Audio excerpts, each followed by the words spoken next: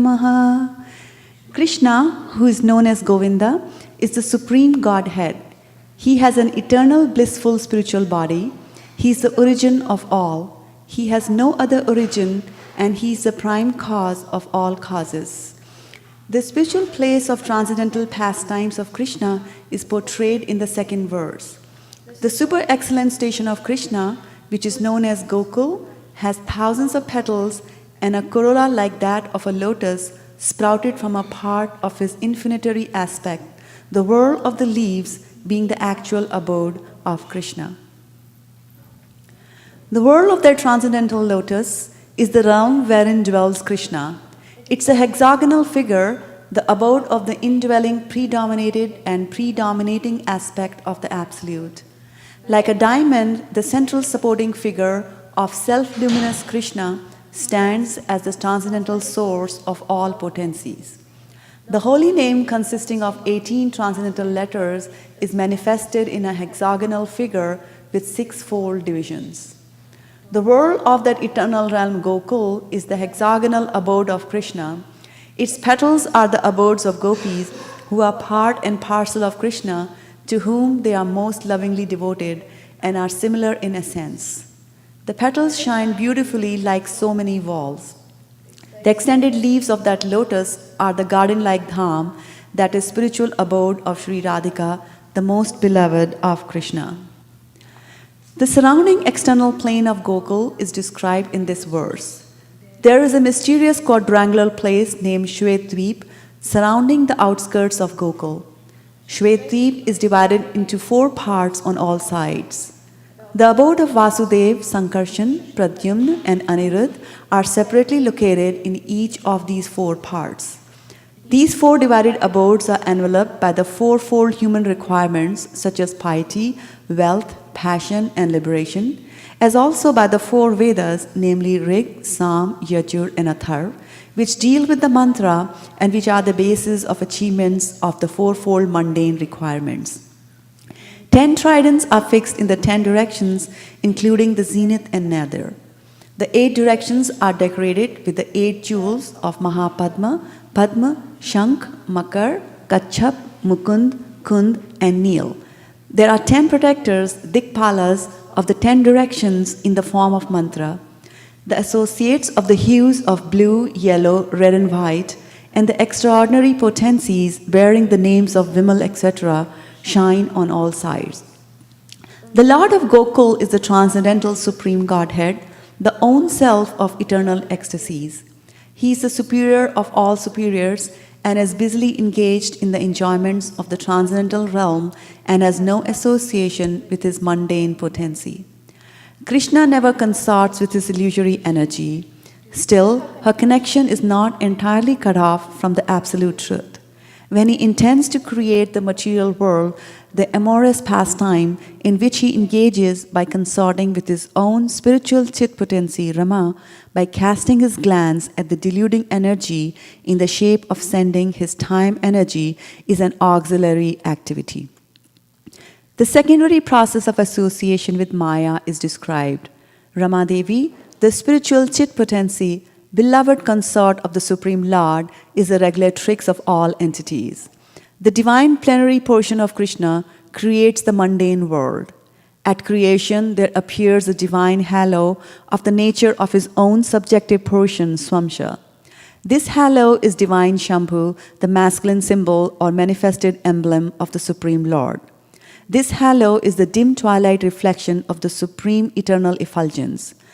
This functions as progenitor of this masculine symbol is the subjective portion of divinity, who functions as progenitor of the mundane world, subject to the supreme regulatrix Niyati.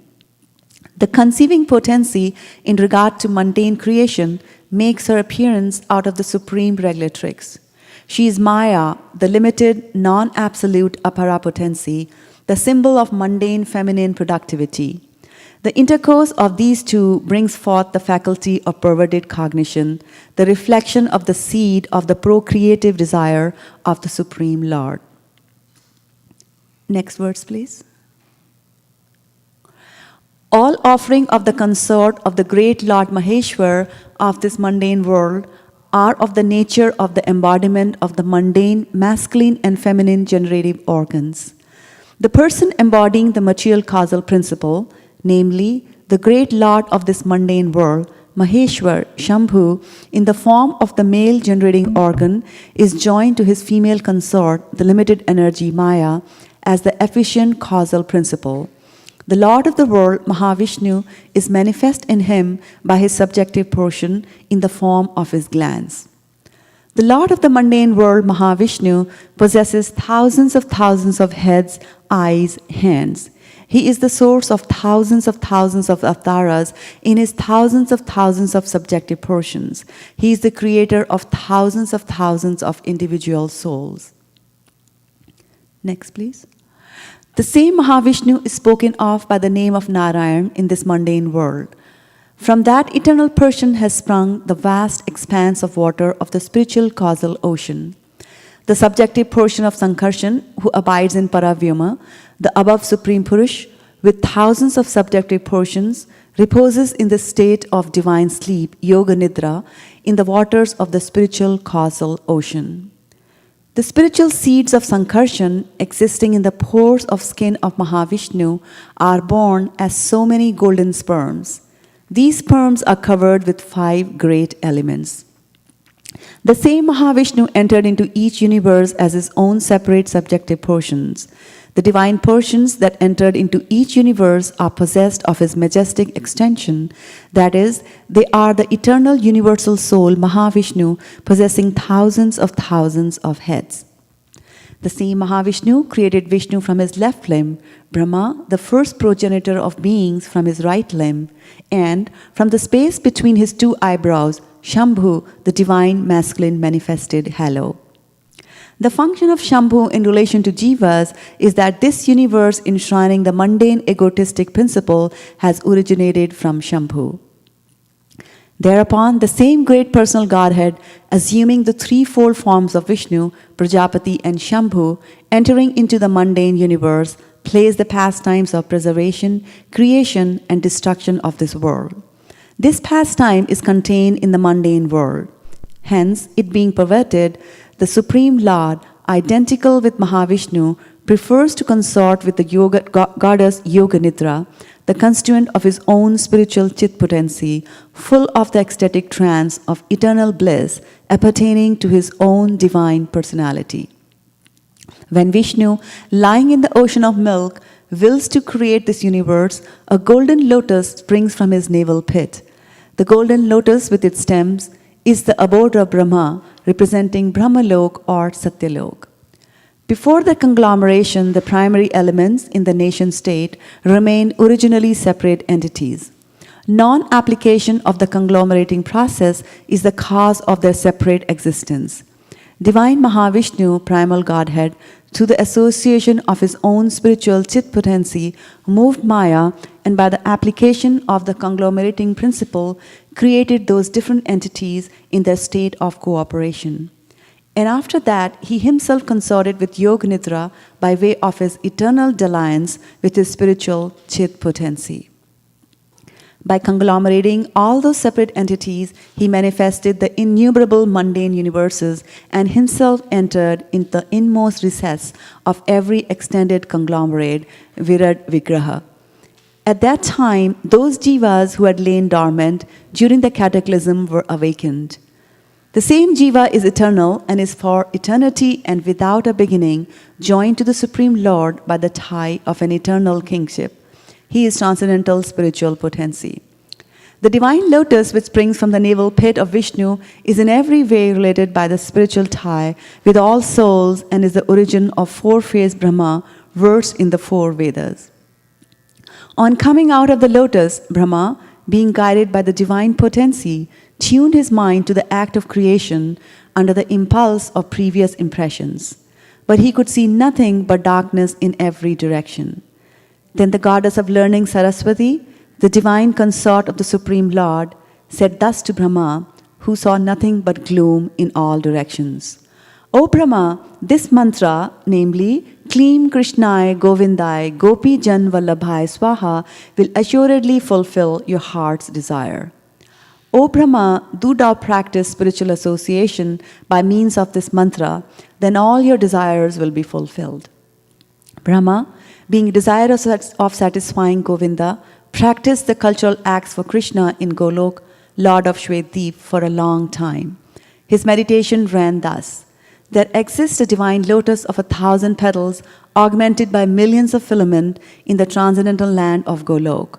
On its whirl, there exists a great divine throne on which is seated Sri Krishna, the form of eternal effulgence, of transcendental bliss, playing on his divine flute, resonant with the divine sound with his lotus mouth. He is worshipped by his amorous milkmaids with their respective subjective portions and extensions, and also by his external energy, who stays outside, embodying all mundane qualities. Then Gayatri, mother of the Vedas, being made manifest, that is imparted by the divine sound of the flute of Sri Krishna, entered into the lotus mouth of Brahma, born from himself through his 8 ear holes.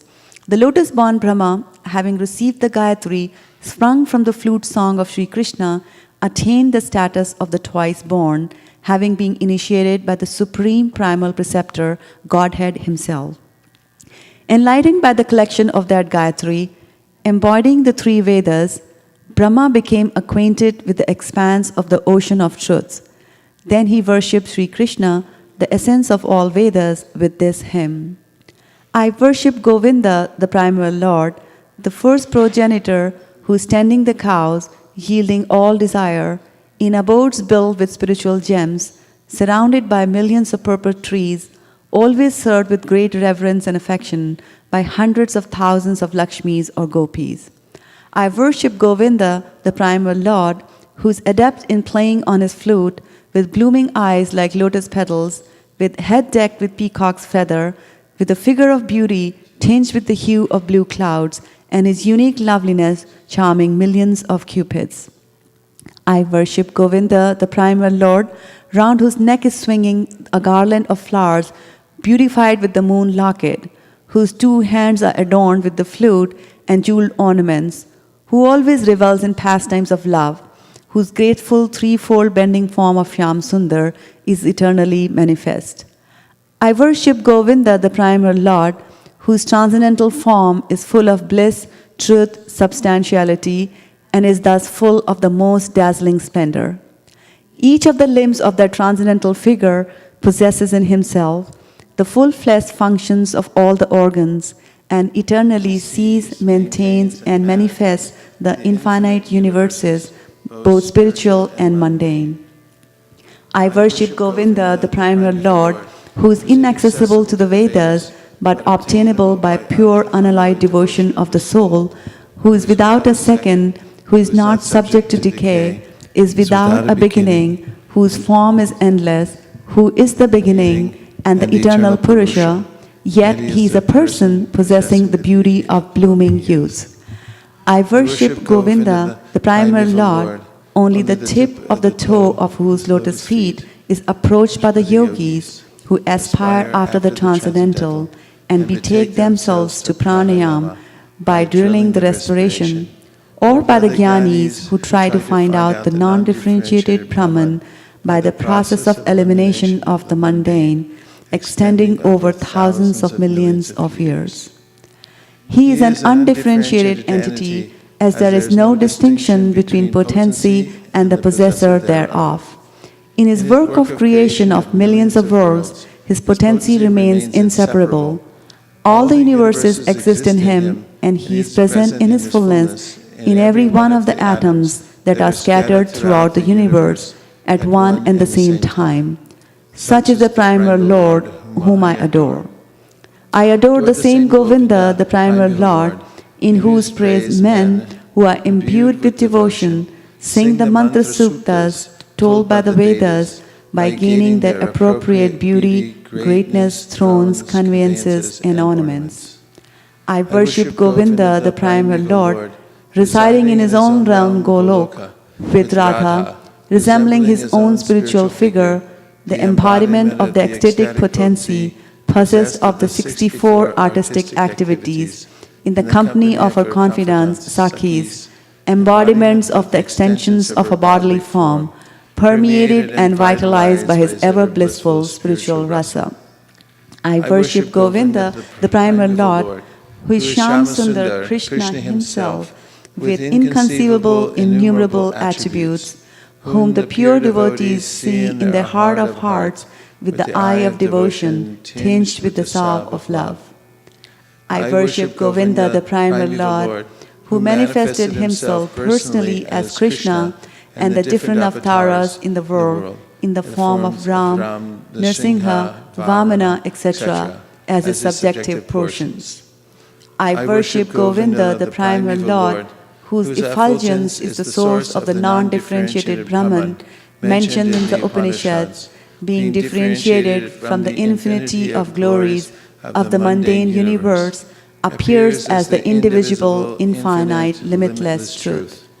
I worship Govinda, the primal Lord, who is the absolute substantive principle, being the ultimate entity in the form of the support of all existence, whose external potency embodies the threefold mundane qualities, that is, sattva, rajas, and tamas, and diffuses the Vedic knowledge regarding the mundane world.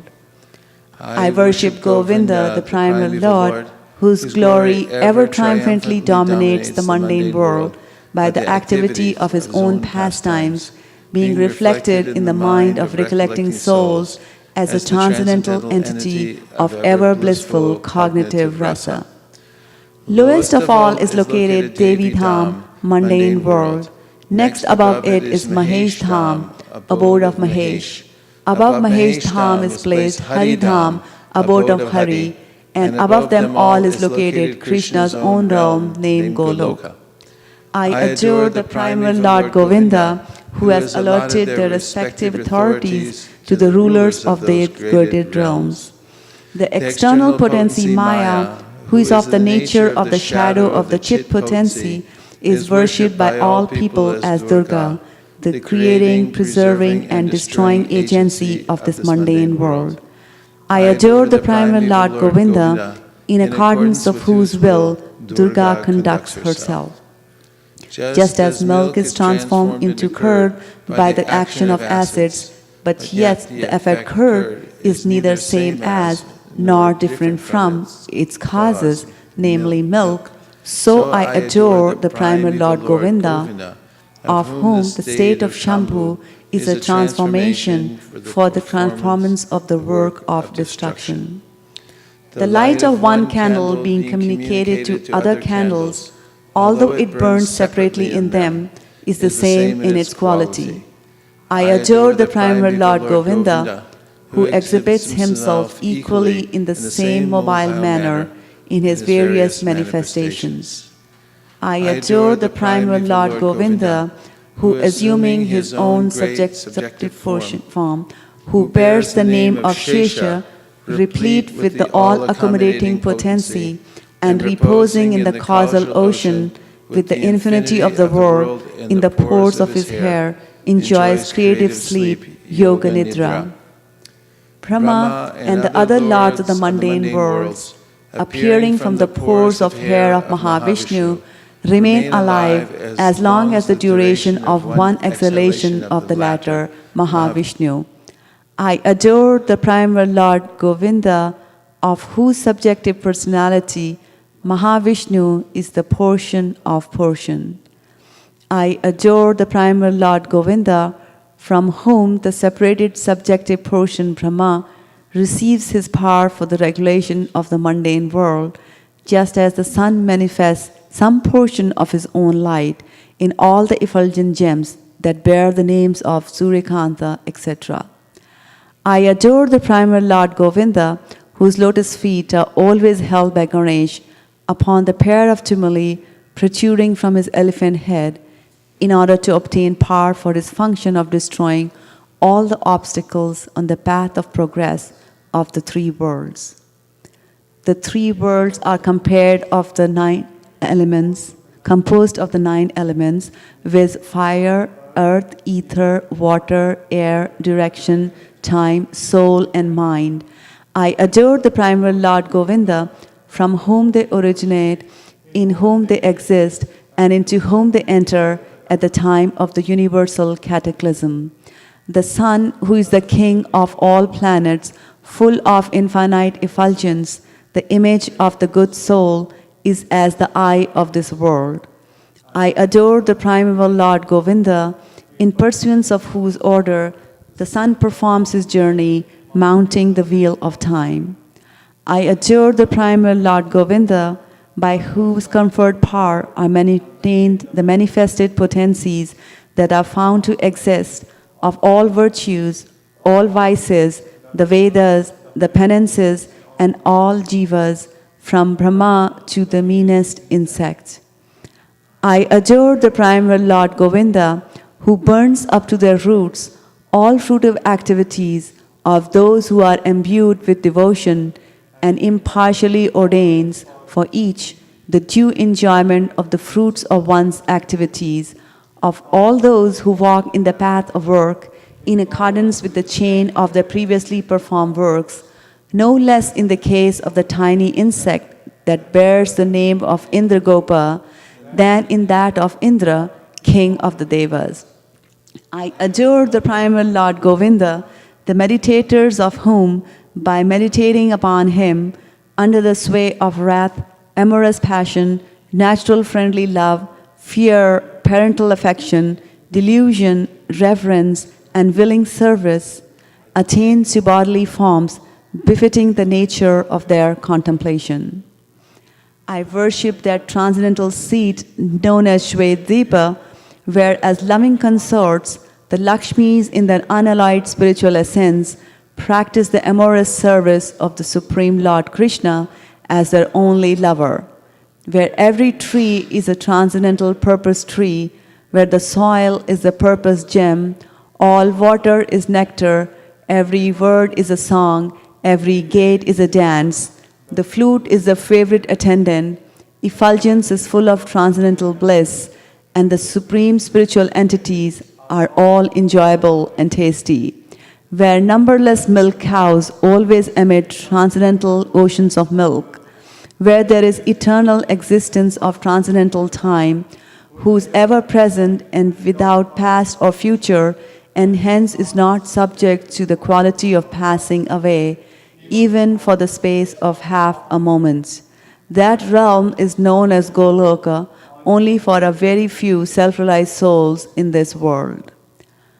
On hearing these hymns containing the essence of the truth, the Supreme Lord Krishna said to Brahma, Brahma, if you experience the inclination to create offspring by being endowed with the real knowledge of the glory of Godhead, listen, my beloved, from me to this sign set forth in the following 5 shlokas.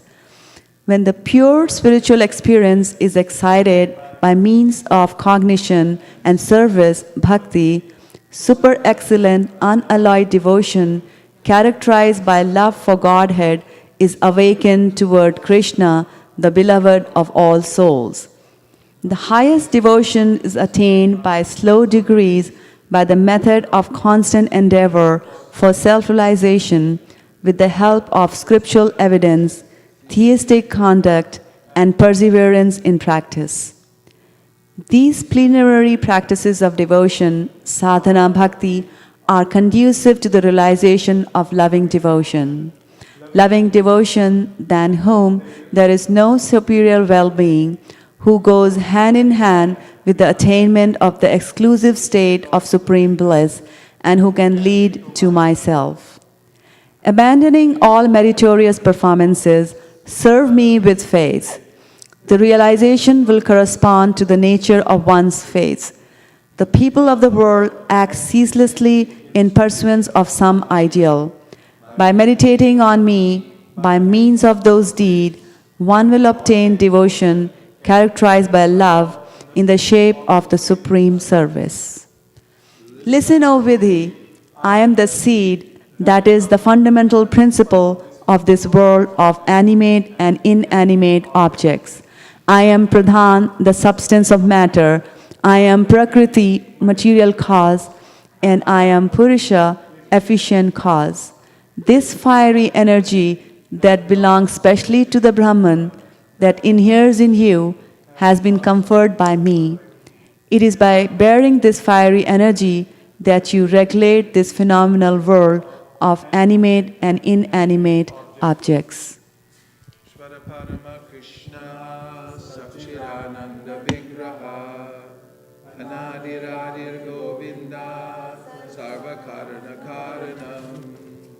Sahasrapatra Kamalam Gokulakyam Mahatpadam Tatkarnikaram Tadama Tadarantangsha Sambhavam Karnikaram Mahadyantram Shatkonam Vajrakilakam Shadanga Shatpatistanam Prakritya Purushena Cha Premananda Mahananda Rasena Vastitam Hiyat Jyoti Rupena Manuna Kama Bijena Sangatam Tatkinjalkam Tadangshanam Tapatrani Shriyam Api Chatur Asram Taparitaha Shweta Dvipakyam Adbhutam Chatur Asram Chatur Murtesh Chatur Dhamma Chatushkritam Chatur Bhi Purushartaischa Chatur Bir Hetubir Vritam Shular Dashabir Arandam Urdadvo Didrikshapi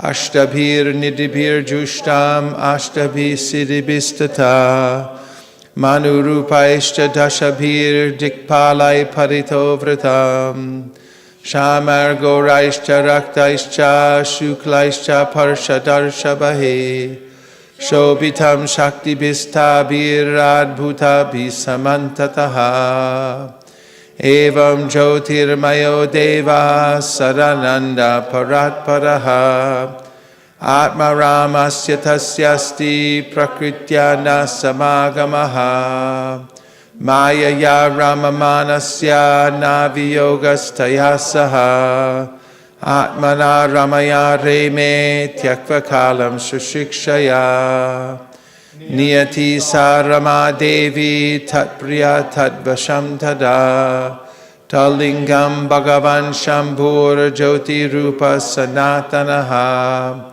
Yayoni Sapara Shakti Kamo Bijam Mahaddarehe Lingayonyatmika Jata Ima Maheshwari Praja Shaktiman Purusha Soyam Linga Rupi Maheshwaraha Tasmin Avirabu Linge Mahavishnur Jagatpatihi Sahasra Shirsha Purushaha Sahasraksha Sahasrapad Sahasrabahur Vishvatma Sahasram Sham Sahasrasu Narayana Sabhagavan Apastasmat Sanatanat Avirasit Kararnarno Nidhi Sankarshanatmakaha Yoga Nidra Gatastasmin Sahasram Shashwayam Mahan Tadroma Bila Jaleshu Bijam Sankarshanasya Cha Haimandyandari Jatani Mahabhuta Vratani Tu Pratyandam evam ekam shad vishati swayam Sahasra murda vishvatma sah Vishnu sanatanaha Vaman gadasrajad Vishnum Dakshinangat prajapatim Jyotirlingamayam shambhum Kurchadeshad avasrajad Ahankaratmakam Vishvam Tasmad Etad Vyajayata Atataistri Vidherveshe Lilam Udvahatakila Yoga Nidra Bhagavati Tasya Shri Rivasangata Shashikshayam Tato Nabhes Tasya Padmam Baniryayo Tannalam Emanalinam Brahmano Lokam Adbhutam Tadvani Purvarudhani Karanani Parasparam Samabaya Prayogachcha Vibinani Pratak Pratak Chitshaksha Sajjamanota Bhagavan Adi Purushaha Yojayan Mayaya Devo Yoga Nidram Akalpayad Yojayitva tutanyeva pravivesha swayam guham. Guham pravishte tasmimstu jivatma pratibudyate. Sanityo nitya sambandha prakritischa paraivasa. Evam sarvatma sambandham dhabhyam padmam harerabhut. Tatra brahmad babad bhuyash chaturvedi chaturmukha. Sanjato bhagavash chaktya tatkalam kilachoditaha. Shashikshayam batim chakre purva samskara samskritaha. Tadarsha kevalam dvantam nanyat kim api sarvataha. Uvacha puratas tasmai tasya divya saraswati. Kama Krishnaya Govinda he gopi jana ityapi. Balabhaya priyabhanir mantram te dasyati priyam. Tapastvam tapa etena tavasidhir bhavishyati. Atate pesa suchiram prinan govindam avyayam. Shweta dvipapatim krishnam golokastam paratparam. Prakritya gunarupinya rupinya paryupasitam. Sahasradala sampanne koti kinjalka brahmite. Bhumish chintamanistattra karnikare mahasane. Samasinam chidanandam jyoti rupam sanatanam. Shabda Brahma Mayam Venum Vadayantam Mukham Puje. Vilasini Ganavritam Swarshar Amshar Abhishtutam. Atha Venu Nanadasya Trayimurti Mayigatihi. Spuranti Praviveshashu Mukhabjani Swayambhuvaha. Gayatrim Gayatas Tasmad Adigatya Sarojajaha. Samskritaschari gununa dvijatvam agamat tataha. Traya prabhudo tavidhir vignata tatvasagaraha. Tushtava vidasarena stotrena nena keshavam. Chintamani prakara sadmasu kalpariksha. Laksha vriteshu surabhirabhipalayantam. Lakshmi Sahasra Shata Sambrama Sevyamanam Govinda Mari Purusham Dhamaham Bhajami Venum Kwanantam Aravindam Dalaya Taksham Barhavratam Samasitam Buddha Sundarangam Kandarapakoti Kamaniya Vishesha Shobham Govinda Mari Purusham Tamaham Bhajami Alola Chandrakala Sadvanamalya Vamshi Ratnangadam Pranayakeli Kalavilasam Shyamam Tribangalalitam Niyata Prakasham Govinda Mari Purusham Tamaham Bhajami Angani yassa sakalendriya vrittimanti Pashyanti panti kalayanti chiram jaganti Ananda chinmaya sadujvala vigrahasya Govinda Mari Purusham Dhamaham Bhajami Advaitam achutam anadim anantarupam Adyam Purana Purusham Navayovanam Cha Vedeshu Dulabam Adulabam Atma Bhakta Govinda Mari Purusham Dhamaham Bhajami Antastu Koti Shatavatsara Sambragamyo Vayodathapi Manaso Muni Pungavanam Sopyasya prapadasimnya vichintya tatve Govinda Mari Purusham Dhamaham Bhajami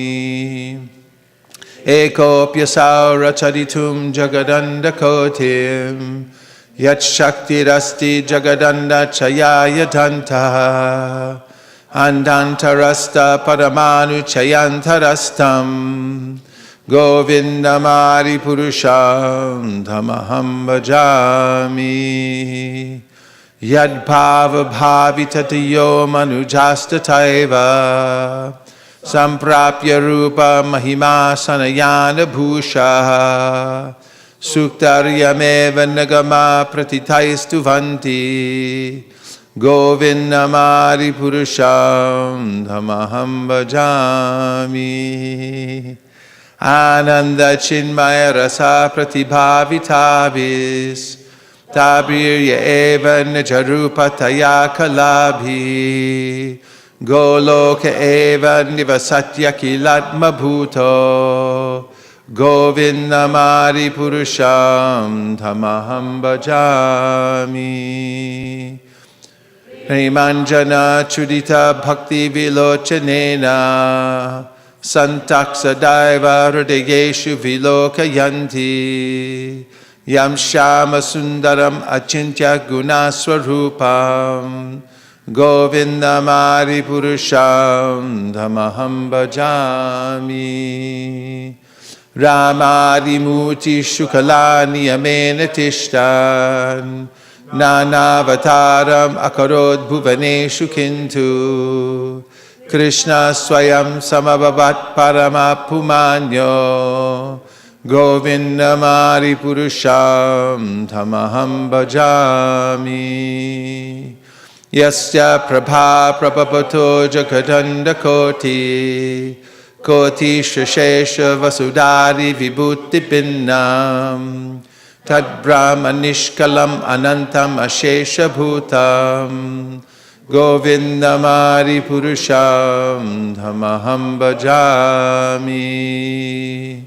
Maya Hiyasha Jagadanda Shatani Sute Traigunya Tad Vishaya Veda Vitayamana Sattva Valambi Parasattvam Vishuddha Sattvam Govindamari Purusham Dhamaham Bhajami.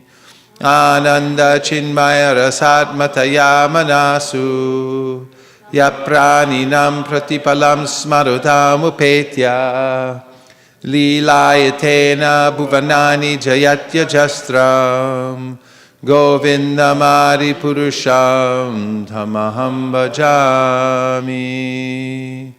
Goloka Namni Nijadamni Taleta Tasya Devi Mahesha Haridama Suteshu Teshu Tete Prabhava Nichaya Vihitascha Yena Govindamari Purusham Dhamaham Bhajami. Shristi Stiti Pralaya Sarana Shakti Reka Jayeva Yasya Bhuvanani Vibharati Durga Ichanurupam Api Yasya Chacheshtate Sa Govindamari Purusham Dhamaham Bhajami. Shiram Yatada Dibikara Vishesha Yoga Sanjayate Nahitata Pratagaste Hetoho Yashambhutam Apitatasam Upaiti Karyar Govindamari Purusham Dhamaham Bhajami.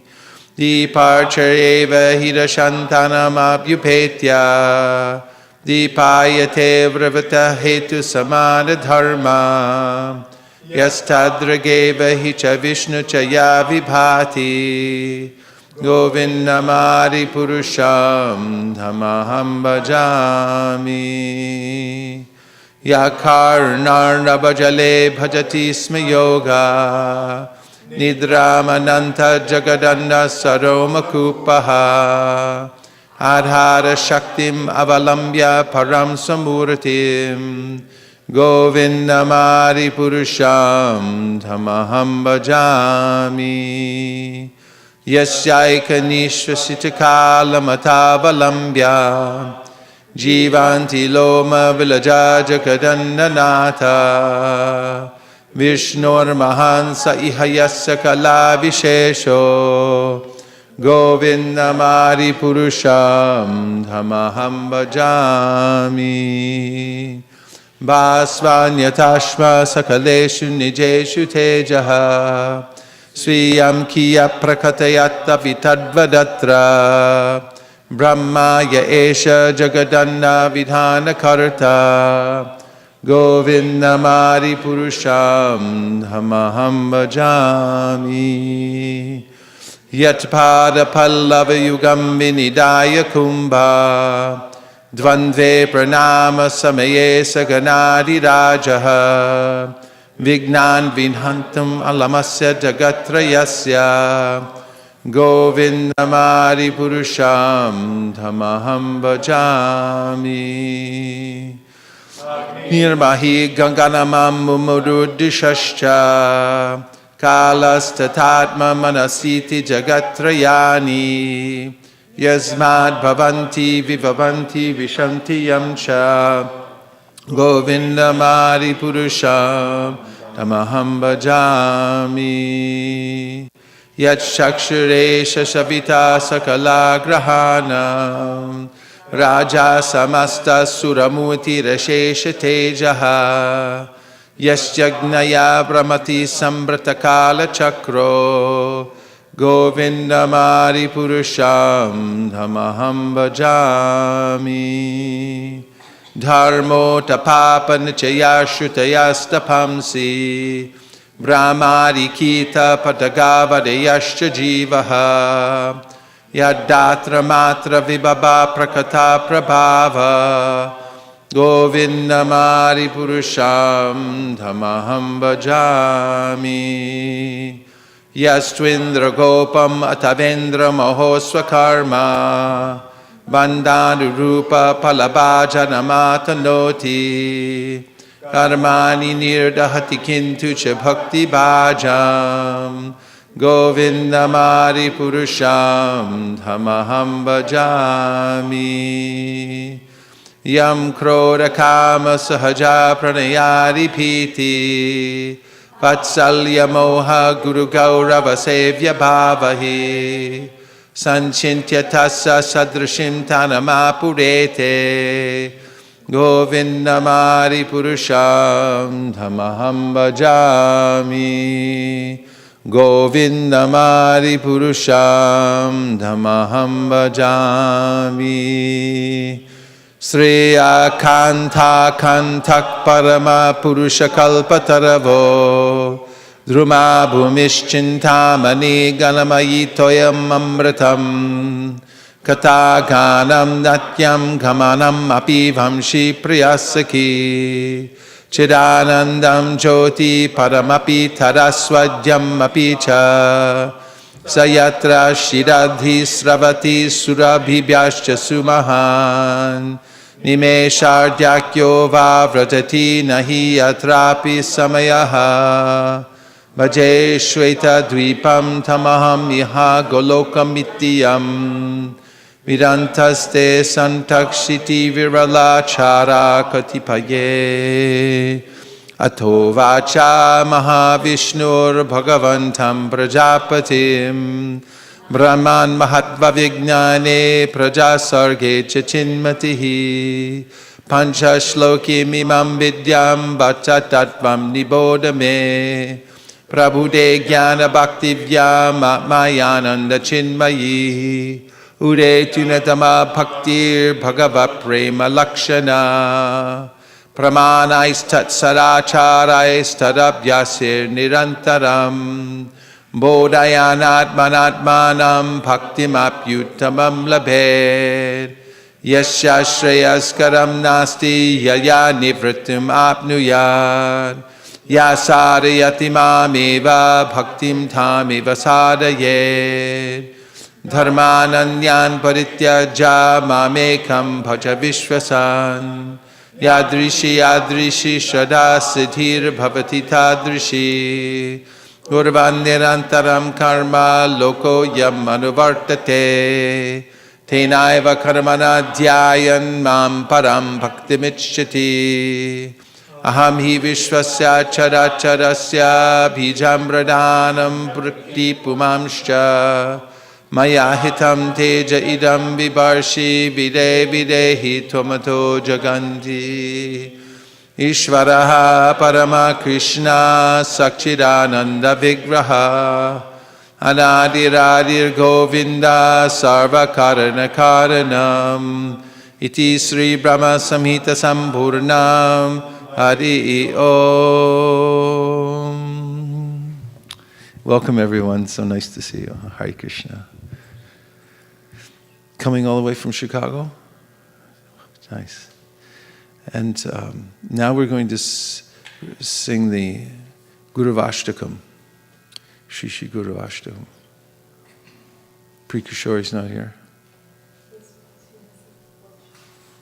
She has a workshop. Okay.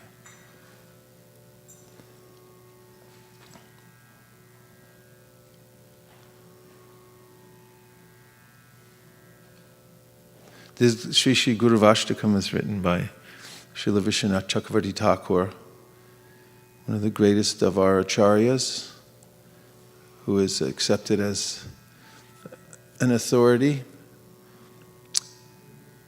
Written many commentaries, one on the Srimad Bhagavatam, Sarta Darshini, which is very important, and gives us insight into the pastimes of the Lord that ordinarily we would not have. And he wrote this Ashtakam for glorifying the spiritual master, which said, Srimad Gurur Ashtakam etaruchar brahme muhurte patita prayatnat yastena vrindavananata sakcha sevaiva labhya janasunta eva. The 9th verse says that anyone who sings this very loudly each morning attains the benefit of going back home, back to Godhead.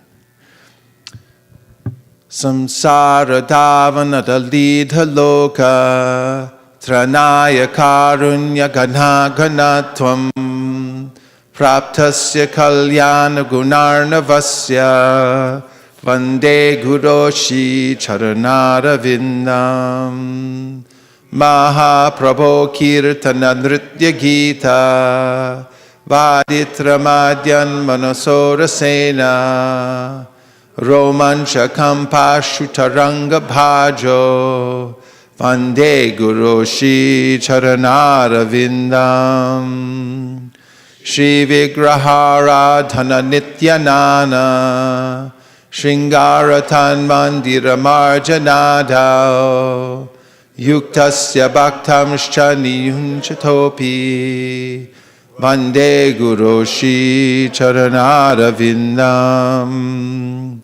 Chaturvida Sri Bhagavat Prasada Swadanna Triptan Hari Bhakta Sangan Kritvaiva Triptim Bhajata Sadaiva Vande Guroshi Charanara Vindam Shri Radhika Madhavayora Para Madhurya Lila Gunarupa Namnam Pratikshana Swadana Lolapasya Vande Guroshi Charanara Vindam Nikunjayuno Ratikeli Siddhai Yayali Bir Yuktir Apekshaniya Tatrati Dakshyat Atibalapasya Vande Guroshi Charanara Vindam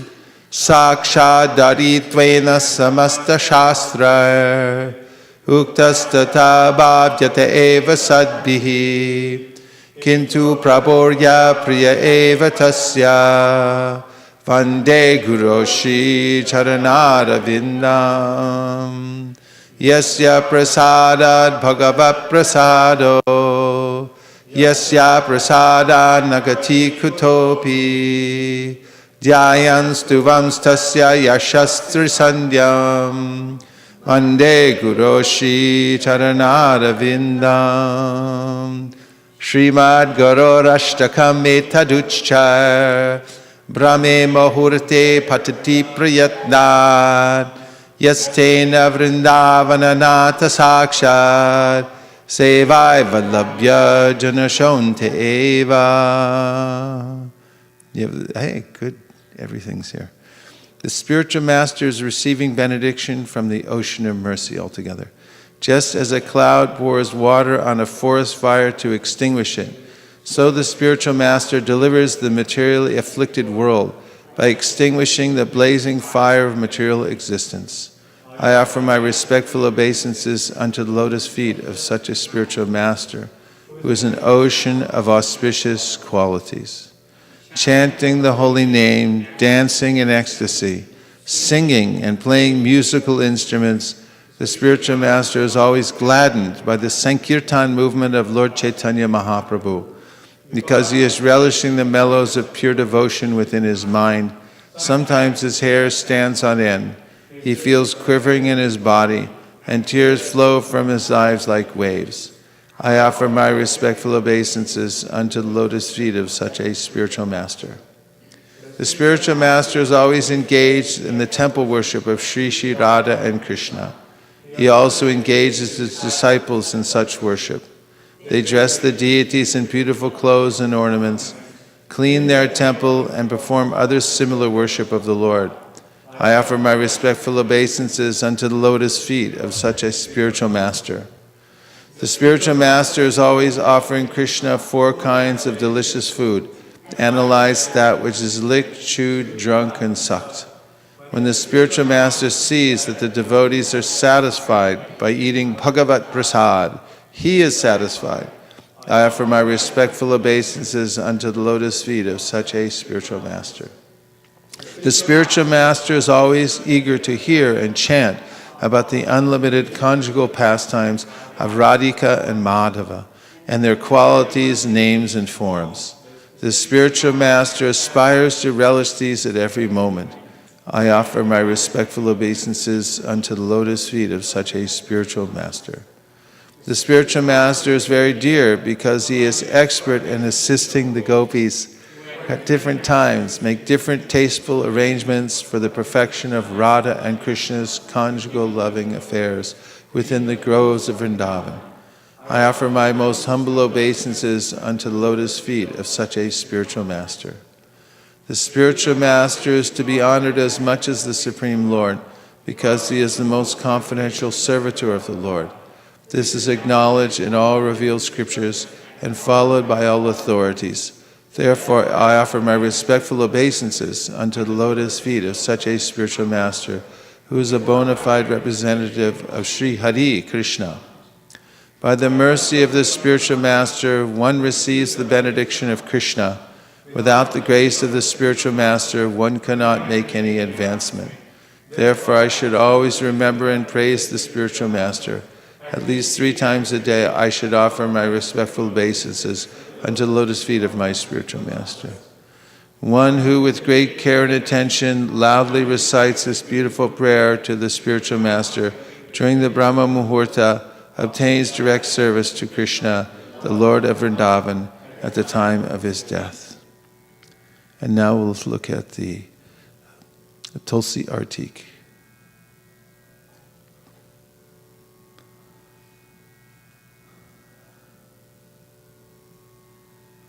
Tulsi Devi is forest gopi who assists Krishna. Pardon me? Do you have translations also? Translation: I offer my repeated obeisances unto Vrinda, Srimati Tulsi Devi, who is very dear to Lord Keshava. O goddess, you bestow devotional service to Lord Krishna and possess the highest truth. O Tulsi, beloved of Krishna, I bow before you again and again. My desire is to obtain the service of Sri Radha and Krishna. Whoever takes shelter of you has his wishes fulfilled. Bestowing your mercy upon him, you make him a resident of Vrindavan. My desire is that you also grant me a residence in the pleasure groves of Sri Vrindavan Dham. Thus, within my vision, I will always behold the beautiful pastimes of Radha and Krishna. I beg you to make me a follower of the cowherd damsels of Raj. Please give me the privilege of devotional service and make me your own maidservant. Dina Krishna Das prays, may I always swim in the love of Sri Radha and Govinda. for the circumambulation of Srimati Tulsi Devi. All the sins that one may have committed are destroyed at every step, even the sin of killing a Brahmana.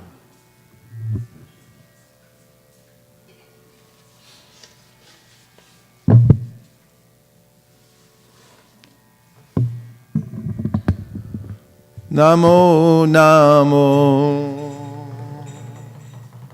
Namo Namo Tulsi Krishna Preyasi Namo Namo Tulsi Krishna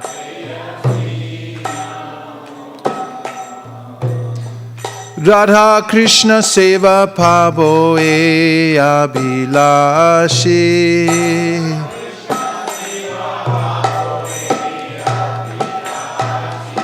Namo Namo Tulasi Krishna Preyasi Namo Namo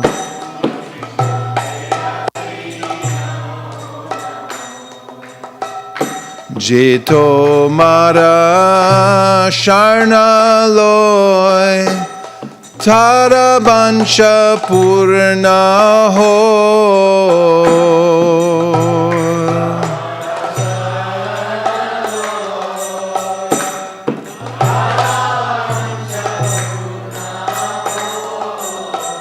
Kripa kore koro tare Vrindavana Vashi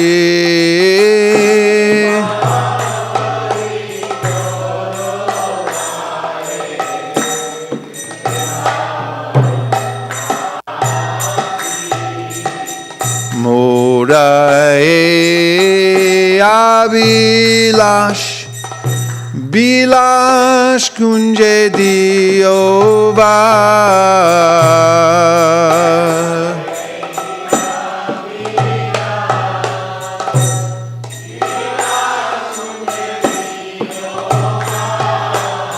Naya Neheri Boshada Jugala Ruparashi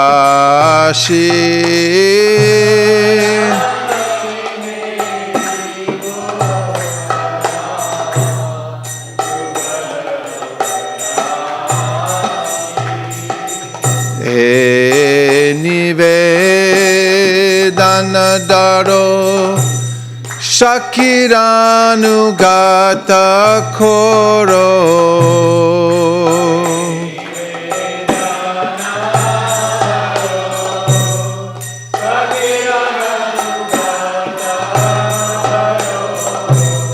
Sevari Kara Die Koro Nijadashi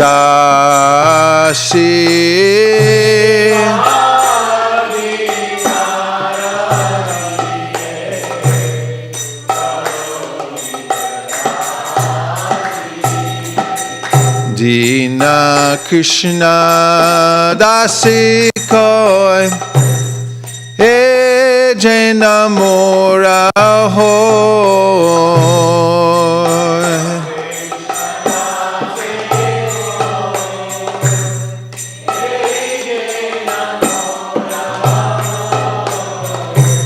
Shri Radha Govinda Preme Sada Janobashi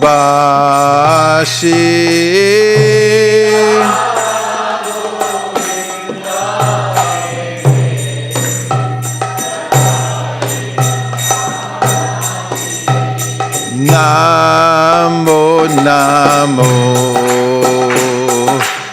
Tulsi Krishna Preyasi Namo Namo Krishna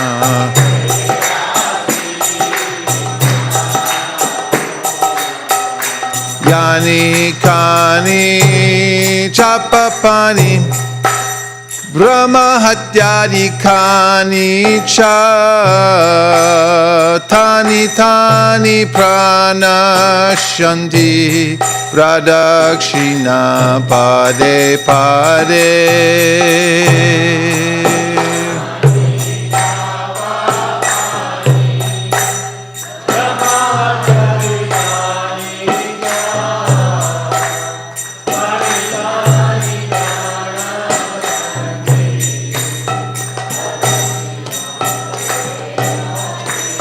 Hare Krishna, Hare Krishna, Krishna Krishna, Hare Hare, Hare Rama, Hare Rama, Rama Rama, Hare Hare.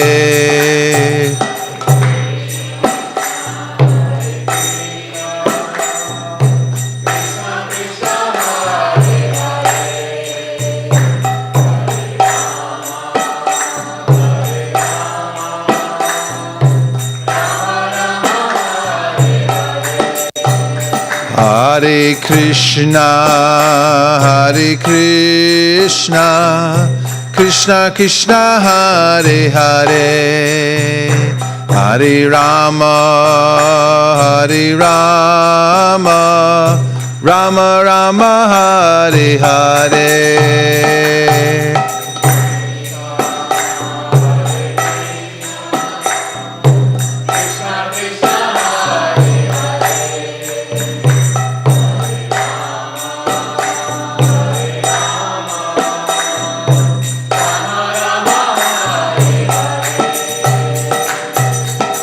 Hare Krishna, Hare Krishna, Krishna Krishna, Hare Hare, Hare Rama, Hare Rama, Rama Rama, Hare Hare.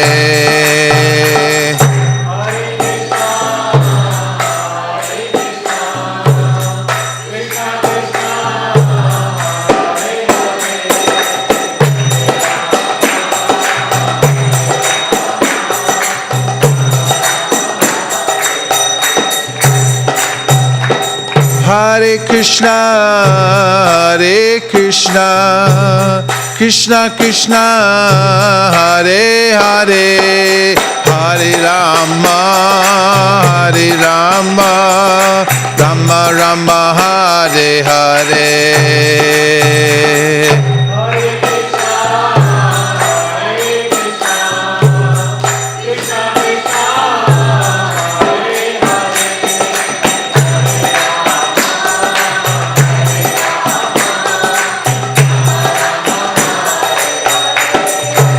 Hare Krishna, Hare Krishna, Krishna Krishna, Hare Hare, Hare Rama, Hare Rama, Rama Rama, Hare Hare.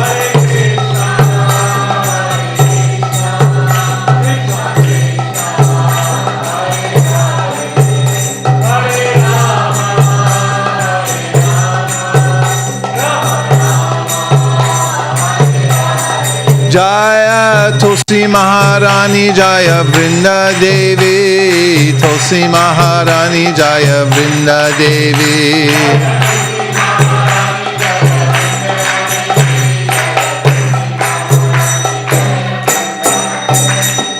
Vrinda Devi, Tulsi Maharani ki jai. And now we'll sing the Shad Goswami Ashtakam.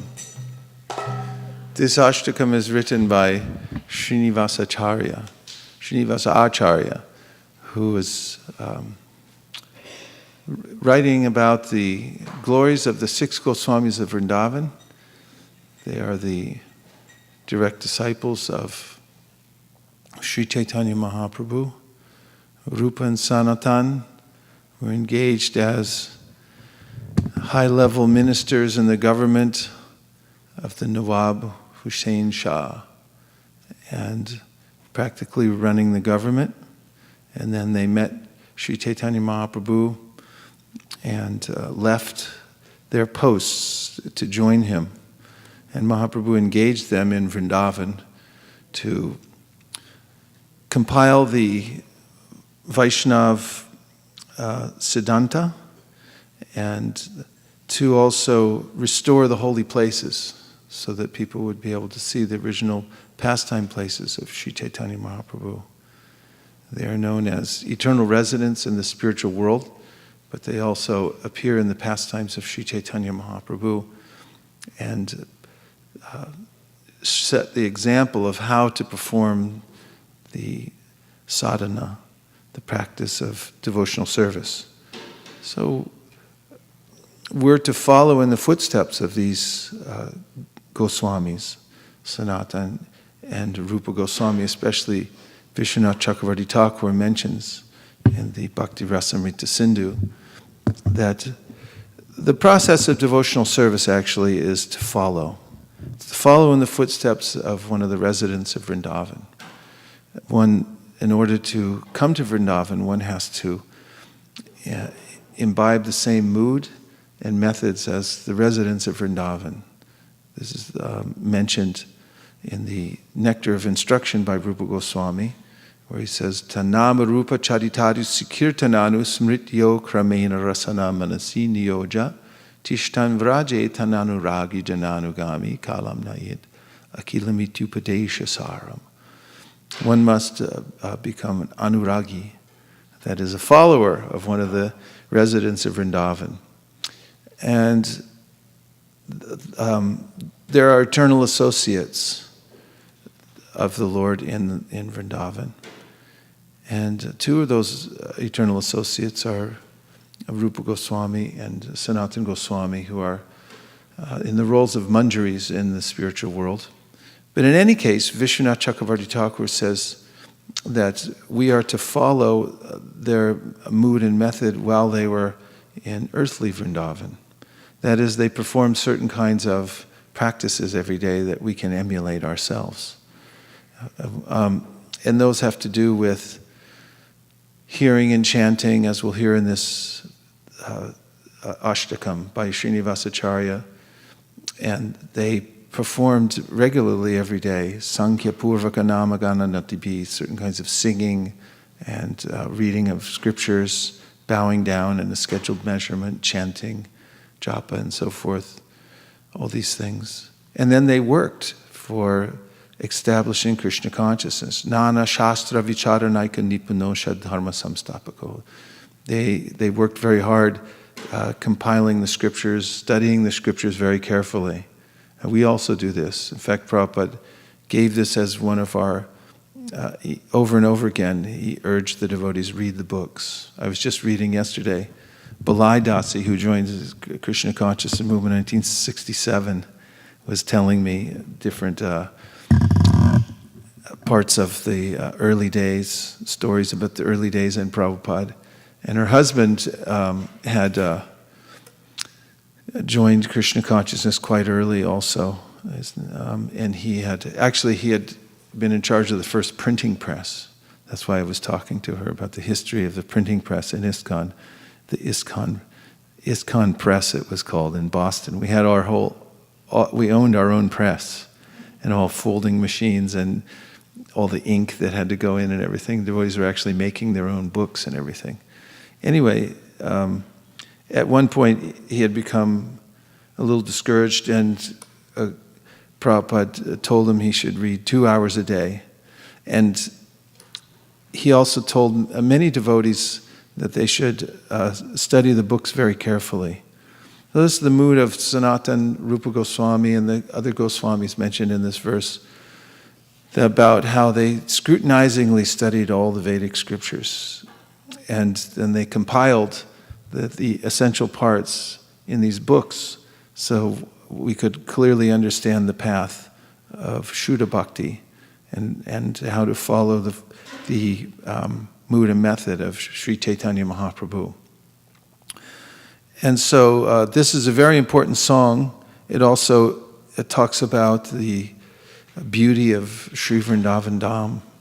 It also talks about how the songs sung by pure devotees can purify everybody in the world and change their hearts.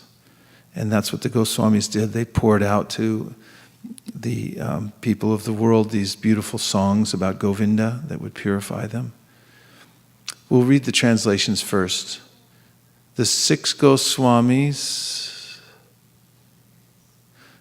are always engaged in loudly chanting the holy name of Krishna and dancing. They are just like the ocean of love of God, and they are popular both with the gentle and with the ruffians because they are not envious of anyone. Whatever they do, they are all pleasing to everyone, and they are fully blessed by Lord Chaitanya. Thus, they are engaged in missionary activities meant to deliver all the conditioned souls in the material universe. I offer my respectful obeisances unto the 6 Goswamis, namely Shri Rupa Goswami, Shri Sanatan Goswami, Shri Raghunath Bhatta Goswami, Shri Raghunath Das Goswami, Shri Jiva Goswami, and Shri Gopal Bhatta Goswami. The 6 Goswamis are very expert in scrutinizingly studying all the revealed scriptures with the aim of establishing eternal religious principles for the benefit of all human beings. Thus, they are honored all over the 3 worlds, and they are worth taking shelter of because they are absorbed in the mood of the gopis and are engaged in the transcendental loving service of Sri Sri Radha and Krishna. I offer my respectful obeisances unto the 6 Goswamis. The 6 Goswamis are very much enriched in understanding of Lord Chaitanya and who are thus expert in narrating his transcendental qualities. They can purify all conditioned souls from the reactions of their sinful activities by pouring upon them transcendental songs about Govinda. As such, they are very expert in increasing the limits of the ocean of transcendental bliss, and they are the saviors of the living entities from the devouring mouth of liberation. I offer my respectful obeisances unto them. The 6 Goswamis kicked off all association of aristocracy as insignificant. In order to deliver the poor conditioned souls, they accepted loincloths, treating themselves as mendicants. But they are always merged in the ecstatic ocean of the gopis' love for Krishna and bathe always and repeatedly in the waves of that ocean. I offer my respectful obeisances unto them. The 6 Goswamis were always engaged in intensely worshipping Radha Krishna in the transcendental land of Vrindavan, where there are beautiful trees full of fruits and flowers, which have under their roots all valuable jewels. The Goswamis are perfectly competent to bestow upon the living entities the greatest boon of the goal of life. I offer my respectful obeisances unto them. The 6 Goswamis were engaged in chanting the holy names of the Lord and bowing down in a scheduled measurement. In this way, they utilized their valuable lives, and in executing these devotional activities, they conquered overeating and sleeping, and were always meek and humble, chanted by remembering the transcendental qualities of the Lord. I offer my respectful obeisances unto them. The 6 Goswamis, who were sometimes on the bank of Radhakund Lake, or on the shores of the Jamuna, and sometimes in Vamshivat, they appeared just like madmen in the full ecstasy of love for Krishna, exhibiting different transcendental symptoms in their bodies, and they were merged in the ecstasy of Krishna consciousness. I offer my respectful obeisances unto them. O Queen of Vrindavan, Radharani, O Lalita, O son of Nanda Maharaj, where are you all now? Are you just on the hill of Govardhan, or are you under the trees on the bank of the Jamuna? The 6 Goswamis chanted very loudly everywhere in Vrindavan. Who did this? Set these slides up. Oh, okay. These were their moods in executing Krishna consciousness. I offer my respectful obeisances unto them.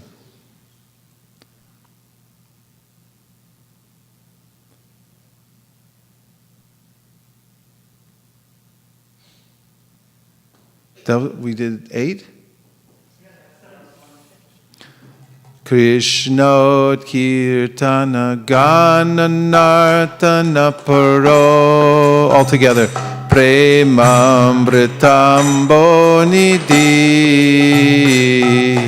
Dira Dira Jana Priyo Priyakaro Nirmacharo Pujito Shri Chaitanya Kripa Bhara Bhuvi Bhuva Paravahantarako Bande Rupa Sanatano Raghuyago Shri Jiva Gopalako Nana Shastra Vicharanaika Nipuno Shadharma Samstapako Lokanamitakarino Tribhuvane Manyo Sharanyakaro Radha Krishna Padaravinda Bhajana Nandena Mataliko Bande Rupa Sanatano Raghuyago Shri Jiva Gopalako Shri Gauranga Gunarnuvarna Navida Shadha Samridhyanvita Papotapanikrindhano Tanubrita Govinda Ganamrita Anandambudi Vardanaika Nipuno Kaivalya Nishtarako Banderu Pasanatano Raghuyago Shri Jiva Gopalako Jaktva Turnavashesha Mandalapati Shrenim Sada Tuchava Budvadina Ganesha Kau Karunaya Kaupina Kanta Shrito Gopi Bhavar Samritabdi Lahari Kalola Magno Muhu Bande Rupa Sanatano Raghuyago Shri Jiva Gopalako Ujako Kila Hamsa Sarasagana Kirne Mayura Kule Nana Radna Nibada Mula Vitapa Shri Yukta Vrindavane Radha Krishna Maharnisham Prabhajata Jivarta Doyo Mura Bande Rupa Sanatano Raghuyago Shri Jiva Gopalako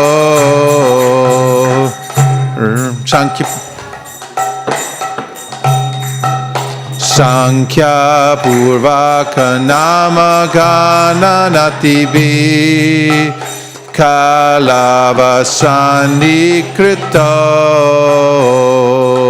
Nidrahara Viharakari Vijato Chatyanta Dino Chayo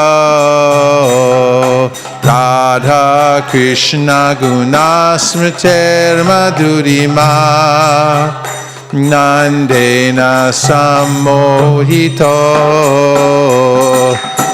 Bande Rupa Sanatano Raghuyago Shri Jiva Gopalako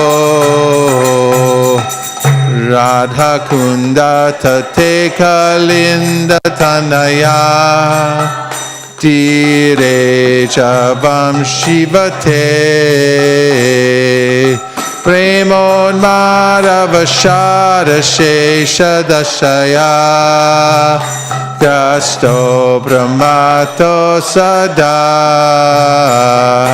Gayanto Chakadahare Gunavara Baba Vibhuto Munda Banderu Pasanatano Raghuyago Shri Jiva Gopalako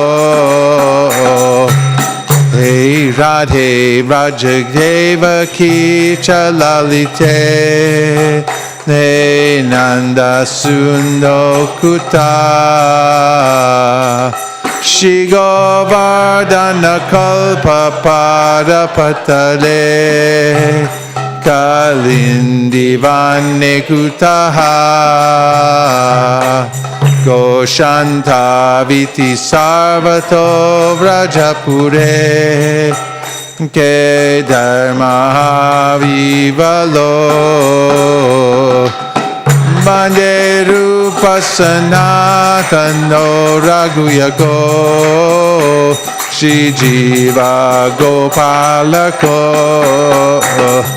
Banderu Pasanatano Raghuyago Shri Jiva Gopalako Shad Goswami Ashtakam Ki Jai Shad Goswami Ki Jai Srinivasa Acharya Ki Jai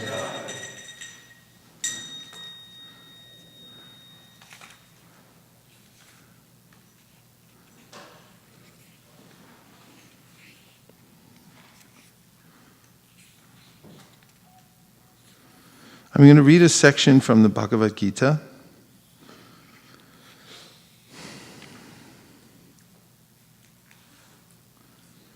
In chapter 4, starting with text number 23.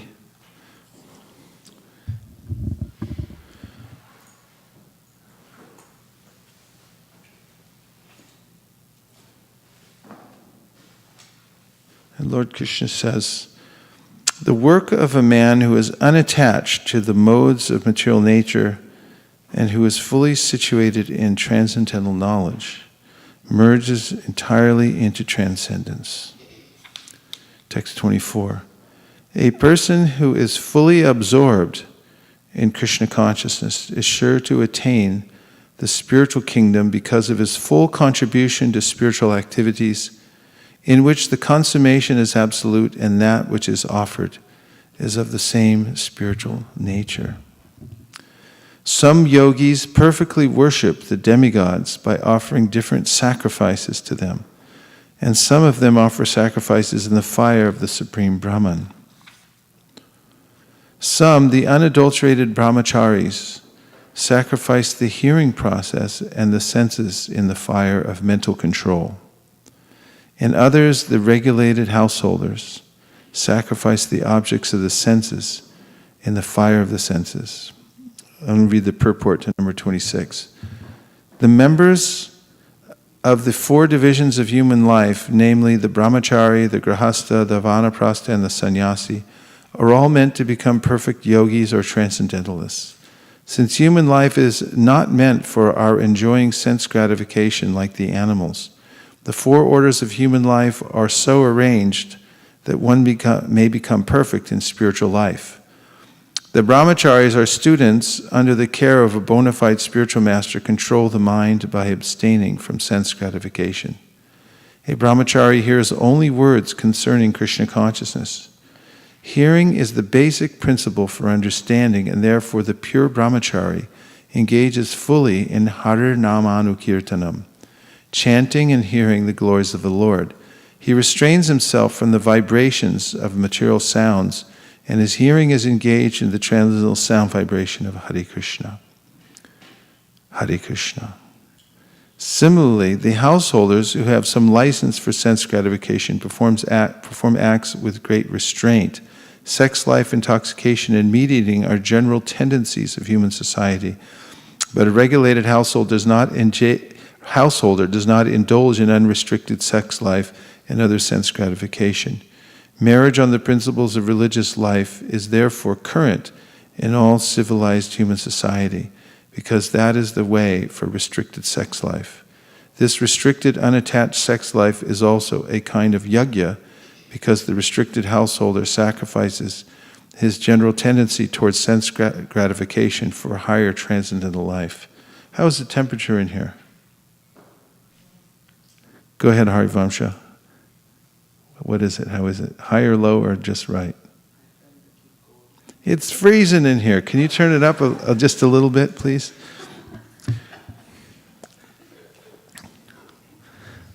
So, Om Jnana-timirandasya Jnananjana Shalakaya Chakshurunniditam Dena Tasmai Shri Gurave Namaha Shri Chaitanya Manopishtam Stapitam Dena Bhutale Swayam Rupa Katahmayam Tadati Swapadantikam Vandeham Sri Guru Sri Yuta Parakamalam Shri Gurun Vaishnavamscha Shri Rupa Sagrajatam Sahagana Raghunatham Vitam Tam Sajivam Sadvaitam Sarvatutam Parijana Sahitam Krishna Chaitanya Devam Shri Radha Krishna Padan Sahagana Lalita Shri Vishakanvitamscha He Krishna Karuna Sindho Dinabandho Jagatpate Gopesha Gopika Kanta Radha Kanta Namostute Tapta Kanchana Gaurangi Radhe Vrindavaneshwari Rishabhanu Sute Devi Pranamami Hari Priye Pancha Kalpatarubhascha Kripa Sindhubhya Evacha Patitanam Pavanebhyo Vaishnavebhyo Namo Namaha Jaya Shri Krishna Chaitanya Prabhu Nityananda Sri Advaita Gadadhara Shivasari Gaura Bhakta Vrinda Hare Krishna, Krishna Krishna, Hare Hare, Hare Rama, Rama Rama, Hare Hare. So we're hearing about a very relishable topic, which is penance and tapasya. Because one way or another in this material world we're burned. The material energy burns. People sometimes they'll have a love affair and then it breaks up and then their heart burns and burns and they sing songs about it. They cry into the night and they go to their friend's house to drown their sorrows with alcohol and so many things. This material world is a burning process. Samsara dava nadalidha loka. There was a way in which everyone's being cooked here in this material world. But there's another kind of burning which is very sweet, and this is the tapasya, which means heat. And this is when one comes to one's spiritual intelligence. The devotee understands that there's a higher purpose to life, and then also understands that there's a direction given by the Supreme. And here she feels that merciful connection to that direction through the scripture, through Bhagavad Gita, through Srimad Bhagavatam, through the teachings of the Goswamis, and can pore over those instructions and then see what are the actual ways in which one should regulate one's senses and life. In the Gita, Krishna calls the regulative principles of freedom. Raga dvesha vimuktais vishayan indrayaischaran atmavashera vidheya atma prasadam adhigachati. It's a way in which one receives the mercy of the Lord by regulating the senses. There are certainly urges that the senses have for raga, dvesha. They have aversion doing certain things, and they have attraction for doing other things. Raga dvesha vimuktais vishayan indrayaischaran atmavashara videhatma. A person who learns to regulate the senses according to the direction of the scripture then is able to attain the full mercy of the Lord. And now in this chapter of the Bhagavad Gita, Krishna is naming different people who have understood there's a higher principle to life. Even the karma kandis who are mentioned in the Nectar of Instruction, karme bhyak parito hare pritaya vyaktim yayur gyaninas tebyo gyani vimukta bhakti parama premaika nishtastata. He talks, Goswami names different kinds of people, and he says that above the sense enjoyers who just go for wanton sense pleasure, there's the karmis, who are actually good because they follow the scripture in trying to getting their sense gratification. Karmi bhyak parito hare pritaya vyaktim yaryur gyaninas. And above the karmis are the gyanis. They become a little more intelligent and understand, why should I run after phantasmagoria, because I'll never get it. And above the gyanis are the bhaktas. Above the ordinary bhaktas are the pure bhaktas. Above any of the bhaktas is Radharani and the gopis and so forth. So there's this hierarchy of superior living entities. And we find that as someone evolves in spiritual life, he or she becomes more and more aware of the value of following the instructions of Krishna in the scriptures and those of the sadhus who are following the scriptures and showing by their practical example how to do this. And these kinds of activities, which are authorized by the scripture, may be taken as something they're called austerities. There are many people who perform austerities in this world. In fact, you have to perform austerity to get anything. If you want to get a PhD at Stanford, you got to work hard, right? There's a lot of book reading and spending time. You have to stay back when everyone else is going to watch the soccer match. You have to stay back and study and finish your paper. Otherwise, you don't get it. You know, people spend a time practicing many different disciplines in order to come to a certain level. And this is all different kinds of austerities. And some people also perform austerities that for political reasons and so forth. So everywhere we see people making some kind of sacrifice. But one who is in knowledge of the purpose of sacrifice, and that is to please the Supreme Personality of Godhead, perfectly perform sacrifice. All others who don't know that that's the reason and do sacrifice for some other reason simply waste their time. Shrama evihi kevalam. It's called shrama. It's just a waste of time. You did it for, you went to a lot of trouble for nothing, buddy. You could. But those who properly understand what is the purpose of austerity, to please the Supreme Personality of God, can then apply themselves with great vigor and enthusiasm, knowing very clearly what is it that pleases the Supreme Lord. And this is one of the duties of an advancing devotee, is to find out what are those activities, what are those austerities. As I began the talk, you're going to perform austerities anyway. Even if you don't do anything, you're going to be imposed upon by the material nature, and you'll have to suffer one way or the other. So the Shastras say, better to voluntarily suffer. Rishabdev says, Nayam deho bhajam niloke kashtan kanama arhate vidbujamye tapo divyam putraka yena sadvam shudyet yasmad brahma saukyam twanantam. That don't try to enjoy this material world like the lower animals, because by logic you can see they're getting sense gratification for free, and they're not very advanced. So if they're getting it, you should think it's not very good. It's not. It's low dig, no dig, kind of sense gratification, kind of happiness. Rather, he says you should perform tapo divyam, divine austerity. So divine austerity means that, and you know, it's not that hogs don't perform some austerity. they do. It's a very austere life. They don't know so much about that, but from our perspective, it's very austere what they do. I won't go into it. So Rishabhadev tells us the path to happiness.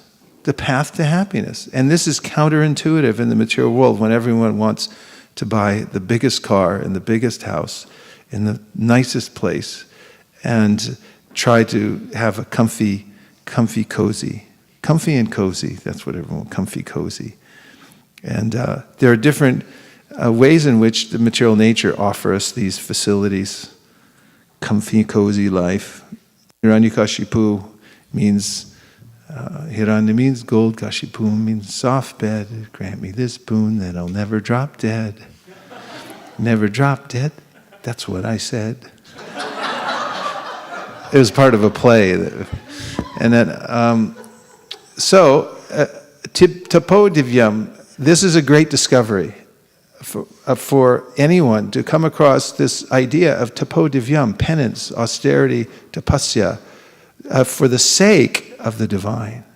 Because now you can take that same kind of suffering, inconvenience more like, that may seem inconvenient. Inconvenient to whom? To the senses. And here it comes. You know the verse is going to come. Shraddha, which one?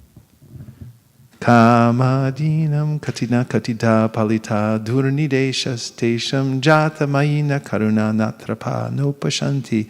He's this devotee's praying that for so long I've performed these austerities for the sake of my senses who are bad masters. And now I'm going to inconvenience them. Sorry to break it to you, senses, but you're not going to get your way anymore. My intelligence has awakened, and now I'm going to turn my senses, willfully I'm going to turn my senses towards activities that are pleasing to Krishna, not just pleasing to the senses.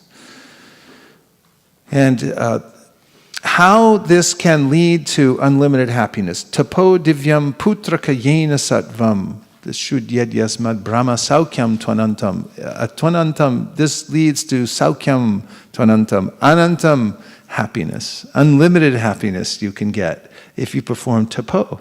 Divyam. Tapasya, you take some inconvenience for your senses and you engage the senses rather in the service of Krishna. Tapo divyam putraka. Then the senses become purified and they can do what they're meant to do originally, which is to serve Krishna. And then they can experience the highest happiness in direct connection with service to the Lord.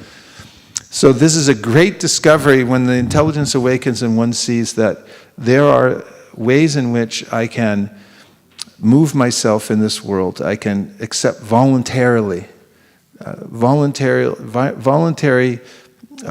inconvenience for the sake of serving Krishna.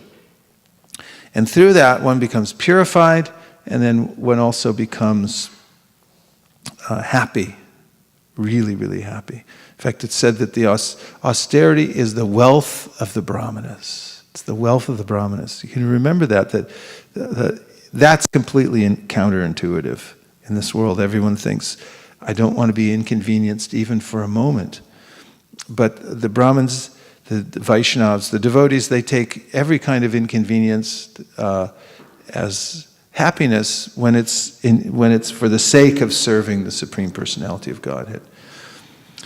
And now, what are these kinds of austerities anyway that we're talking about? So the Krishna is listing different kinds of people who have a higher vision in life, that they understand that they have to perform some kind of austerity in order to reach a higher level of happiness in this world. So he's mentioning different categories of people. Some like the unadulterated brahmacharis. He says, Shotra dinindriyanyenye. So Shotra adini, such as the hearing process. So this is one great austerity. Shotra adini.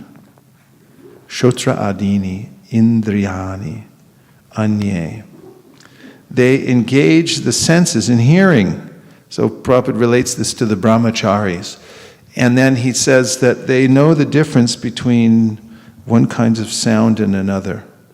The brahmachari hears only words concerning Krishna consciousness. Hearing is the basic principle for understanding, and therefore the pure brahmachari engages fully in Hari Namanukirtanam.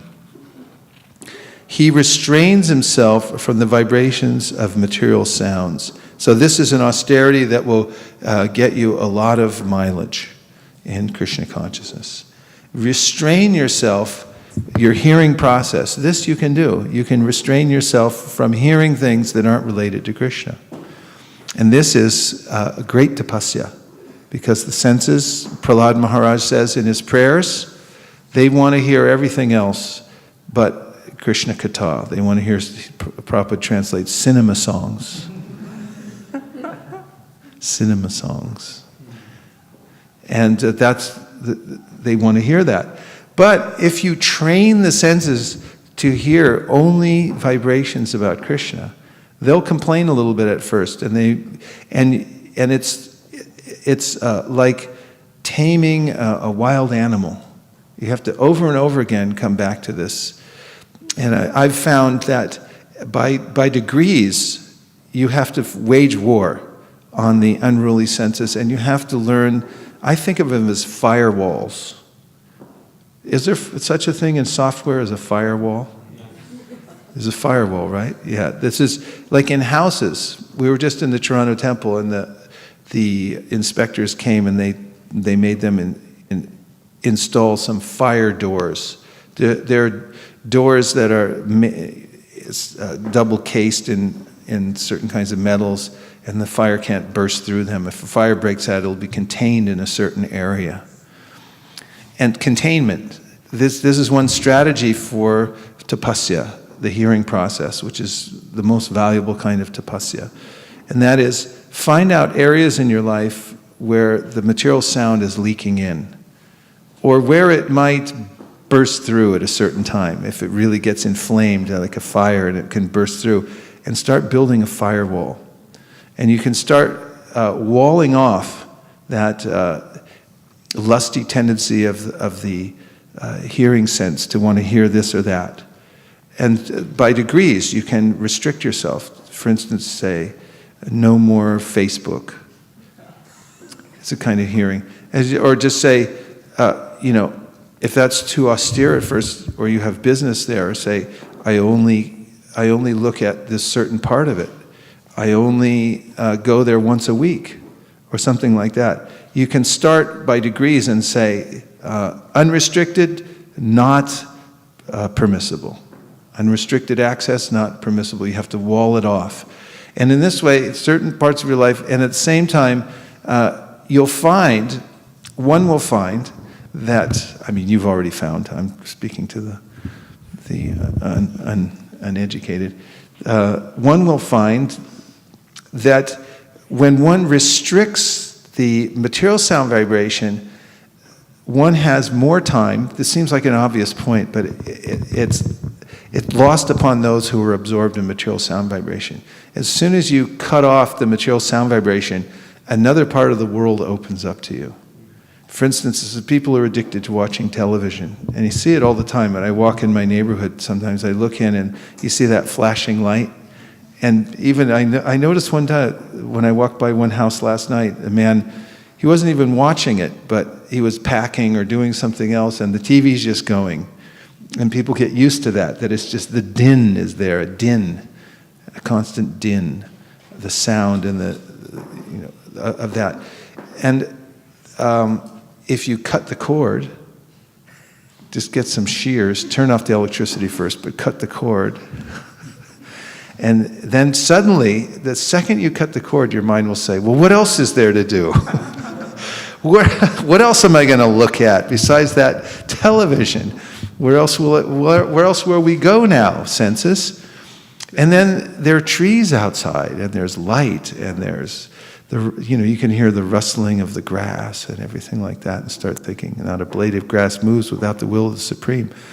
But even beyond that, there are books of knowledge. You can sit down with Rupa Goswami. You can sit down with Srila Prabhupada. Someone may say, I wasn't able to get close to Prabhupada. That's not true. You can sit down and you can actually feel close to him. If you give undivided attention and realize he was speaking for you into the microphone, and now you can sit and hear exactly what he was saying in the wee hours of the night. Wouldn't you have wanted to be there while he was doing that translation of the books? Well, you can. It's right there. And all this becomes available when you say, no mas. On this side, no mas. I'm cutting the cord on this part. I'm walling off this part. Now I bring my attention to something more valuable. My father was reading a book once. I didn't read it, but I asked him, what are you reading? And he said it was a book about how the television ruins one's ability to concentrate, and how it's had a psychological and sociological effect on people all over the world. And so this process of hearing, of restraining the senses, this is one place to put your austerity, this penance. And in the Panchatriki system, from morning till night, from the time that you actually are able to, you come back into your body out of the dream state, and you become aware of the fact that you're in a body, you can then begin vibrating transcendental sound. Various prayers should come into your mouth. As soon as you're able to vocalize something, Hare Krishna, and then other prayers, Naham Vipro Nacha Narapatir Napi Vaisho Nashudro Naham Barni Nacha Gre Patir Novanasto Yatirvans. And there are verses about Krishna, Lord Chaitanya, you can begin saying from the very beginning. So this Prabhupada's speaking about for the brahmacharis. But that doesn't mean you can't do it too. You get great benefit from this austerity, this penance of gradually winnowing out the sounds in your life that are material. Now you say, I have to work, I have to hear these things. That's okay, you can do your duty. Don't hear more or less than you need. Just take what you need to do your duty, but don't let your hearing process, try restraining your hearing process. This is great austerity, and there's great benefit in that. And then he talks about the householders, and they restrain sex life. So the entire Vedic process is meant actually to overcome this urge for sex, both gross and subtle, because that's what makes the whole material world go. Pumsastriya mitani bhavamitam tayor mito hridaya grantamahu atogriya kshetra sutata vitera janasya mohoya mahamameti. Lord Rishabhadev describes, he's heavy. He's describing how there's this attraction between male and female in the material world that's just very difficult to overcome. And when the male and female come together, then there's all kinds of entanglement. Everyone has to maintain a lot of things. A lot of things. The list goes on, it never ends. And it can become distracting. However, there's great lesson to learn, and there's great regulation in the Grihastha ashram. One can make so much advancement from the platform of being Grihastha by gradually learning how to live together in a house with wife, husband, children, but then step by step coming to the point of tapodivyam, divine austerity for the family. Then there's actually some satisfaction and happiness, and one feels progress. And then naturally, one will become detached from those things which are not beneficial, and one will have knowledge and understand what is the goal of life and become more and more inspired to move forward. And therefore, one should enter into any of these situations in life with the idea of performing austerity and penance and seeing how there's great wealth in that. So the next verse, any reflection so far? Yes. Mukharavind. Thank you very much, Maharaj, for bringing such a wonderful whole morning, starting from all the prayers. And I was just, you told that cut the cord of the TV, so I was remembering that Mrigari when Narada told him to cut down his bow, and from there he started the spiritual life. So I was just remembering that incident.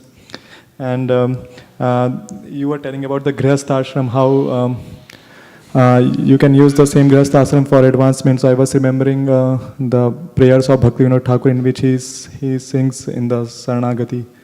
I think so that the first song of humility, or in that he mentioned how he's just working for Krishna, but like all things he connects with Krishna, whether maintaining family or whether maintaining children. Yeah, everything in relation to Krishna. Yes. Shraddha and then Hansapriya. Go ahead, Shraddha. Yeah, Maharaj, I was reminded of the verse that we read in Brahma Samhita, tapastam tapayetina tavasiddhir bhavashyati, which kind of emphasizes the importance of doing tapas. And the funny thing is that in the purport, Prabhupada just says the purport of this is clear. Yeah, and we'll get into that as well. I intend to go to that verse, tapastam tapayetena tavasiddhir bhavishyati. It said, by performing this austerity, tapastam tapayetena tavasiddhir, you'll attain perfection. What is the austerities he's talking about? And that is that the mantra. If you practice the mantra, that's an austerity. Hansapriya. I really like the point you mentioned that the devotee, he was getting depressed or discouraged, and Prabhupada mentioned that he should read books 2 hours. Yes. He should read books 2 hours. And then you go further in the class, you mentioned that, the books are the books, read the books. 3 times you mentioned. So I was thinking it's very much relevant to me, because I've been kind of wondering that I want to start reading the books, and this point really helps me to get into that, take it more seriously. And I was last weekend in Sacramento visiting my parents, that they have a hotel. Really? I mean, his hotel. Do they have Gitas in all the doors? So it was 106 degrees, so I didn't know. I had my own room, and me and Flickr, so we couldn't go out. So I was watching TV, and then while I was watching TV, I was thinking, I don't have TV in my house. So it's quite different, and I was thinking a lot of people watch for relaxing, and I wanted to relax. So I had turned on the TV, and I'm watching TV. And then I was thinking, why people really watch TV? Because they want to know something. They're hungry they have an urge to know more or to understand more. And I was thinking, those knowledge or whatever they get out of it, it's not going to be, it makes you more sad, more depressed, discouraged, or it's just not enough. It's just a temporary. So I was just helped me today's point about you mentioning that if you get discouraged, read books for 2 hours. And then you mentioned that, that one can find actually a lot of stuff in the books of Srila Prabhupada. So thank you very much. Thank you. Nice points. We were up there too, in Sacramento. I was supposed to come, but the 106 degree kind of. Oh, okay. So one thing is, there's an old saying, insult to injury. Have you ever heard that? You're injured and then you get insulted on top of it. I always compare this, the moving around in the material world, like television is insult to injury. It already disturbs your, but it's also like an insult to your intelligence, the whole thing, the way it's all set up. All the different kinds of sense gratification in the material world. So you just got injured and it's going to insult you at the same time. Insult to injury. Yes. Yeah, Hare Krishna Prabhuji. So human mind, right, is accustomed to seeing results instantly, So I do this, what's in it for me, right? But the different, things you mentioned, tapasya, penance, austerities, right? It takes a while for the results to manifest, right? How do we keep ourselves, focused, and motivated and not lose hope? Well, it doesn't necessarily take, if you apply yourself to proper austerities, you may get very quick results also. Just in material terms, people who go for a workout, for instance, they'll go do a vigorous workout, their immediate rewards physically, endorphins are released, and suddenly one feels an elevated mood from that. And similarly, from if somebody performs some kind of restraint of the senses, in the beginning Krishna says that it's like poison, but in the end it's like nectar. And I'm sure you've had experience of performing some kind of austerity for Krishna, and then at first the mind says, we got to do this, we're going where, I wanted to do that, but instead you do your service, and then suddenly you feel blissful. You're just engaged and you don't know why, but you just feel happy. And so you can, of course, not that there's not ups and downs. There may be, the mind changes from day to day, and therefore there's this regulation that we have to go through, because what tasted good, for 3 days in a row, and then suddenly he's like, I don't want to do this anymore. The mind's like a little kid who's unrestrained, and you have to bring him along and say, no, little schnicky, we're going to the thing, and that's it. And then you bring him, and then, as Schnicky grows up, he learns higher principles of life and so forth. So when you don't have a taste, you have to take it as medicine. That's conquering the lower self by the higher self.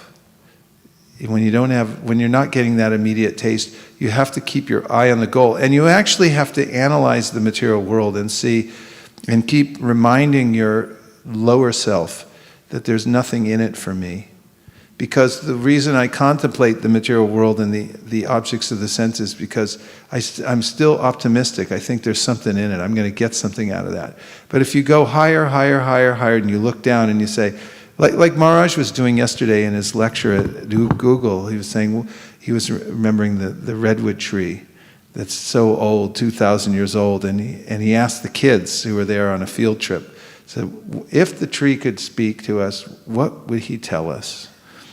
And one girl started channeling the tree, and she was crying, and she was saying, you're so foolish. All these things you're doing, they're simply causing more misery and pain to yourself and so forth. So if one has a higher vision and understands what's the ultimate goal, one can become inspired even at times when one doesn't want to perform the austerity. Who was next? Thank you for your... Hare Krishna Prabhuji, thank you for wonderful class. I was just reflecting upon what you were saying, how devotees do austerities, how it is so contrasting to what people outside in the material world do. I was just taking a walk on Castro Street, and I saw a billboard or like a restaurant sign saying Villa Rouge, the comforts of sophisticated living. I was just thinking that devotees probably think it is the peril, sophisticated living. And this just reminds me of what Krishna says in Bhagavad Gita, Ya Nisha Sarva Bhutani Tasyam Jagrati Samya, that it is completely different. And devotees take austerity as pleasurable for service and getting the mercy. So thank you. Yeah, one aspect of being able to... devotees are focused really on their service. Narayana parak sarvena kutaschana bibiti swarga pavarga narakeshu apitulyana darshana. They see heaven and hell as equal when they measure about, because they don't care what the external circumstances are as long as they're doing their service. As long as they're connected to their service and they keep doing it, then they feel satisfied. So in another sense, this is the tapo divyam, is connecting oneself to the service. It takes one through all these different changes of the material world, and anything the material world offers. We accept it or reject it based on what's good for our service. And yes, devotees become accustomed to a different kind of happiness. Just thinking about, I grew up as a brahmachari and in Krishna consciousness. And I know the happiness of living very simply and not having anything. I just remember so vividly what a beautiful life it is to have nothing else except service and no other responsibilities, just a little mat to lie down on, and then you have your stuff in the corner. And then you have service all day and association. Coming to sit down at prasadam with all your best friends who are also engaged in like-minded service and everything like that. That's real happiness. And someone else, like Harivamsha is pointing out, might look at it and say, oh, that's a very austere life. But for the devotee, the austere life is really being separated from that service and having to do service for Maya and having so many unwanted things hanging around one's neck and thinking, how do I get these off me so I can do more service? Oh, sorry, who is next? Okay. So Prabhuji, for the point that Prabhuji asked, sometimes we don't even know how unknowingly Krishna consciousness acts. We may not be consciously looking into that. For example, Prabhupada mentions about the cinema songs. It's so very relevant to India because that's what it is. Like at home, in the radios, and I get into school, and that's what you hear. And one becomes so much attached to it because it's relevant to what's happening in your life. And then when I came to Krishna consciousness and devotees said one should not hear cinema songs, that was such a big austerity to me because sometimes they also sing philosophy.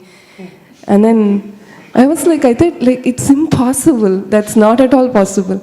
And then when devotees not around me, then I just go to that. And then I thought, like, it's totally impossible. Anything could happen, that will not happen. Then after like so many years, one of my friends came and they were asking about, oh, did you know that song? Did you know that hero? And how that music is? And I thought, yeah, I don't hear that anymore. I was like so stunned that Krishna consciousness really works even unknowingly. I didn't even feel the pain of giving it up. And I feel so happy to be in Krishna consciousness.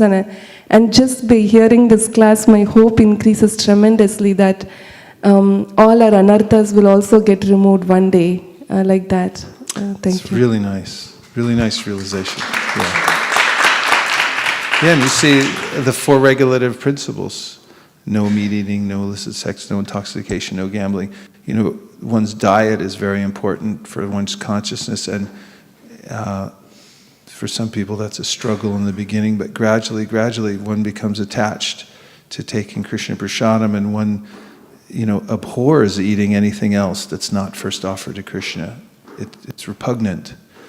And this illicit sex becomes just a very,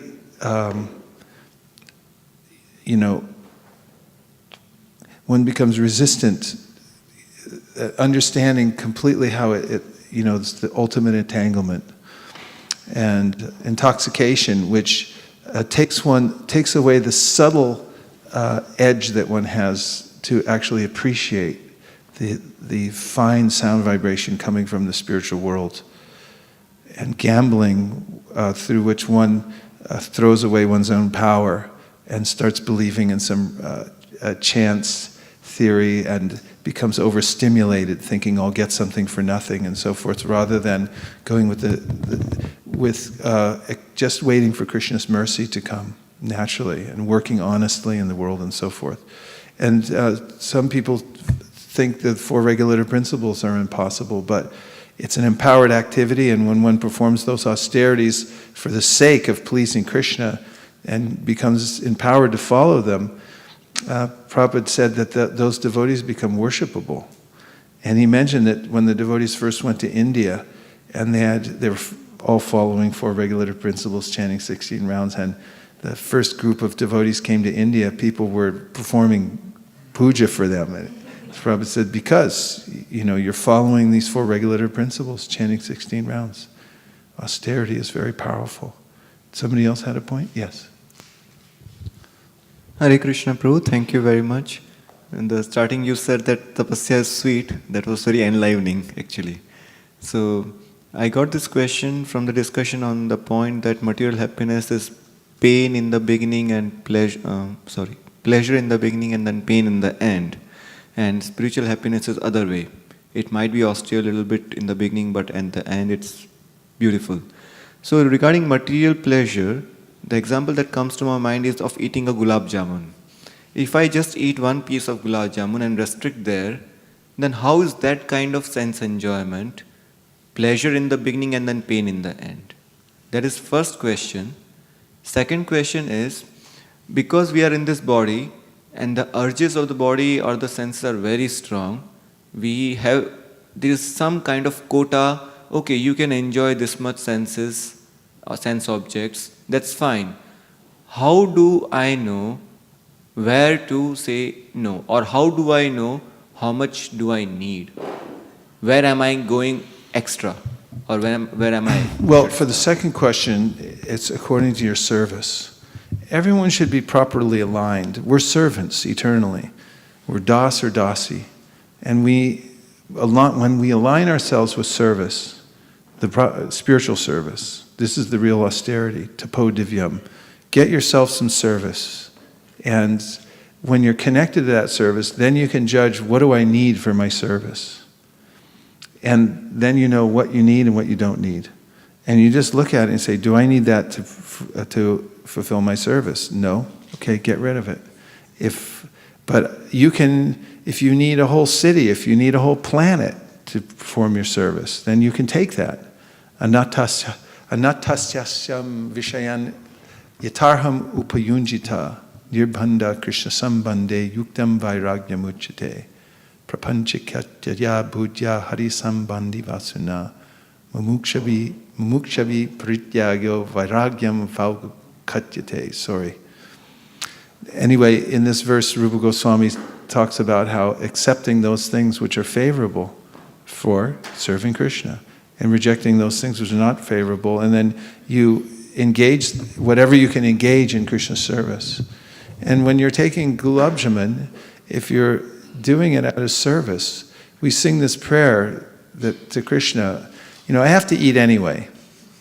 So let me glorify you, Krishna. I'm taking your remnants. If we honor prasadam and we think, oh, this is prasad, and you take it by the order of the Lord, then it's not sense enjoyment. Although your senses are satisfied and you're actually happy and you need that. It controls the tongue, but there's no reaction afterwards, like with eating something material for your own sense gratification. It pleases Krishna, and we heard Chaturvidha, Shri Bhagavat Prasada Svadhanna Triptan Haribhakta Sangan Kritvaiva Triptin Bhajataksadeva Govindamari Purusham Tamaham Bhajami. Spiritual Master says, take prasad. And Chaitanya Mahaprabhu ordered his followers, eat up to the neck. Give everyone more. And he would serve out himself with his hand. And they said, because his hand was so big, people would get like 4 times as much as they needed. It's like he's putting these gigantic portions. But these are wonderful things. They'd have mango eating festivals. And Mahaprabhu said, everyone eat mangoes. And so this is not sense gratification. You're following the Lord. And I was ordered once to eat as many gulab jamuns as I could. We had a gulab jamun eating. I was following my authority. And it was an all brahmachari, all sannyasi ashram. And we had cooked Madhava Maharaj, who was here a couple of weeks ago. He was a great cook, actually. He cooked these gulab jamuns. We took him to the Chicago Rath Yatra. We were in St. Louis. We served him out to all the people. There were still thousands left. We brought them all back to St. Louis, put them in the refrigerator. And then the Sunday feasts, our temple president, the head sannyasi, said, how many gulab jamuns are there? Hundreds, maybe thousands. Maharaj said, we have to distribute them all. So we gave them out to the hundreds of people at the Sunday feast, told them to take more. How many are left? Maharaj asked. Still hundreds, Maharaj. We have to honor all of them. Not one gulab jamun can be wasted. That started by his order, this gulab jamun eating. And he never ate very much, but he started eating gulab jamuns. And then everyone crowded into the room. Bhakti Tirtha Maharaj was there. He was Gyanasham at the time. And more and more sannyasis, brahmacharis were all crowding in. Only like 20 could fit in the room. They were down the hallway. And gulab jamuns. And I just happened to have a penchant for eating. It was one of the services that I could perform really well. And so I just kept eating more and more gulab jamuns. And I ate 84 gulab jamuns that day. And I didn't, there was no reaction. And I was asked to do it. I wasn't doing it out of sense gratitude, and it was joyful, and it was, it was like service. It was my service. So if you're, you take, if you sit down with the Vaishnavas, in fact, even on Ekadashi, if you're fasting and some superior Vaishnav comes and says, take prasad, you don't say, no, I'm fasting, Maharaj, I can't do it. You take. That's an austerity, actually. It's an austerity to not perform your austerity, but it's for a higher cause. It's service to the Vaishnava. Actually, that's the principle. And so if you connect to service and you see what is the principle, I'm serving the higher authority, then that's austerity. The austerity may be to eat more. Your superior may order you and say, you eat. Hridayananda Maharaj tells this story. Right after he took sannyas, he was thinking, I'm going to be the most austere sannyasi the world's ever seen. And then he going on morning walk with Prabhupada in Los Angeles, and it was Monday morning. So they went out to the Venice Beach, they went walking, came back, and after the Sunday program, the Sunday feasts in those days, they were huge, and people would come, and there were these gigantic plates. We were so young and hungry, and devotees would eat so much, so they'd pile these plates really high. And there was one plate that was just left overnight, and it was sitting there, piled high with prasadam on a radiator. The radiator wasn't on, but it was just sitting there. And Prabhupada was walking back into his room, and he saw that, and he looks at Hridayananda, he looks at the plate, and he says, eat that. So Hridayananda Maharaj grabbed the plate, sat down in the room, and he just ate the whole thing, because Prabhupada said, eat that.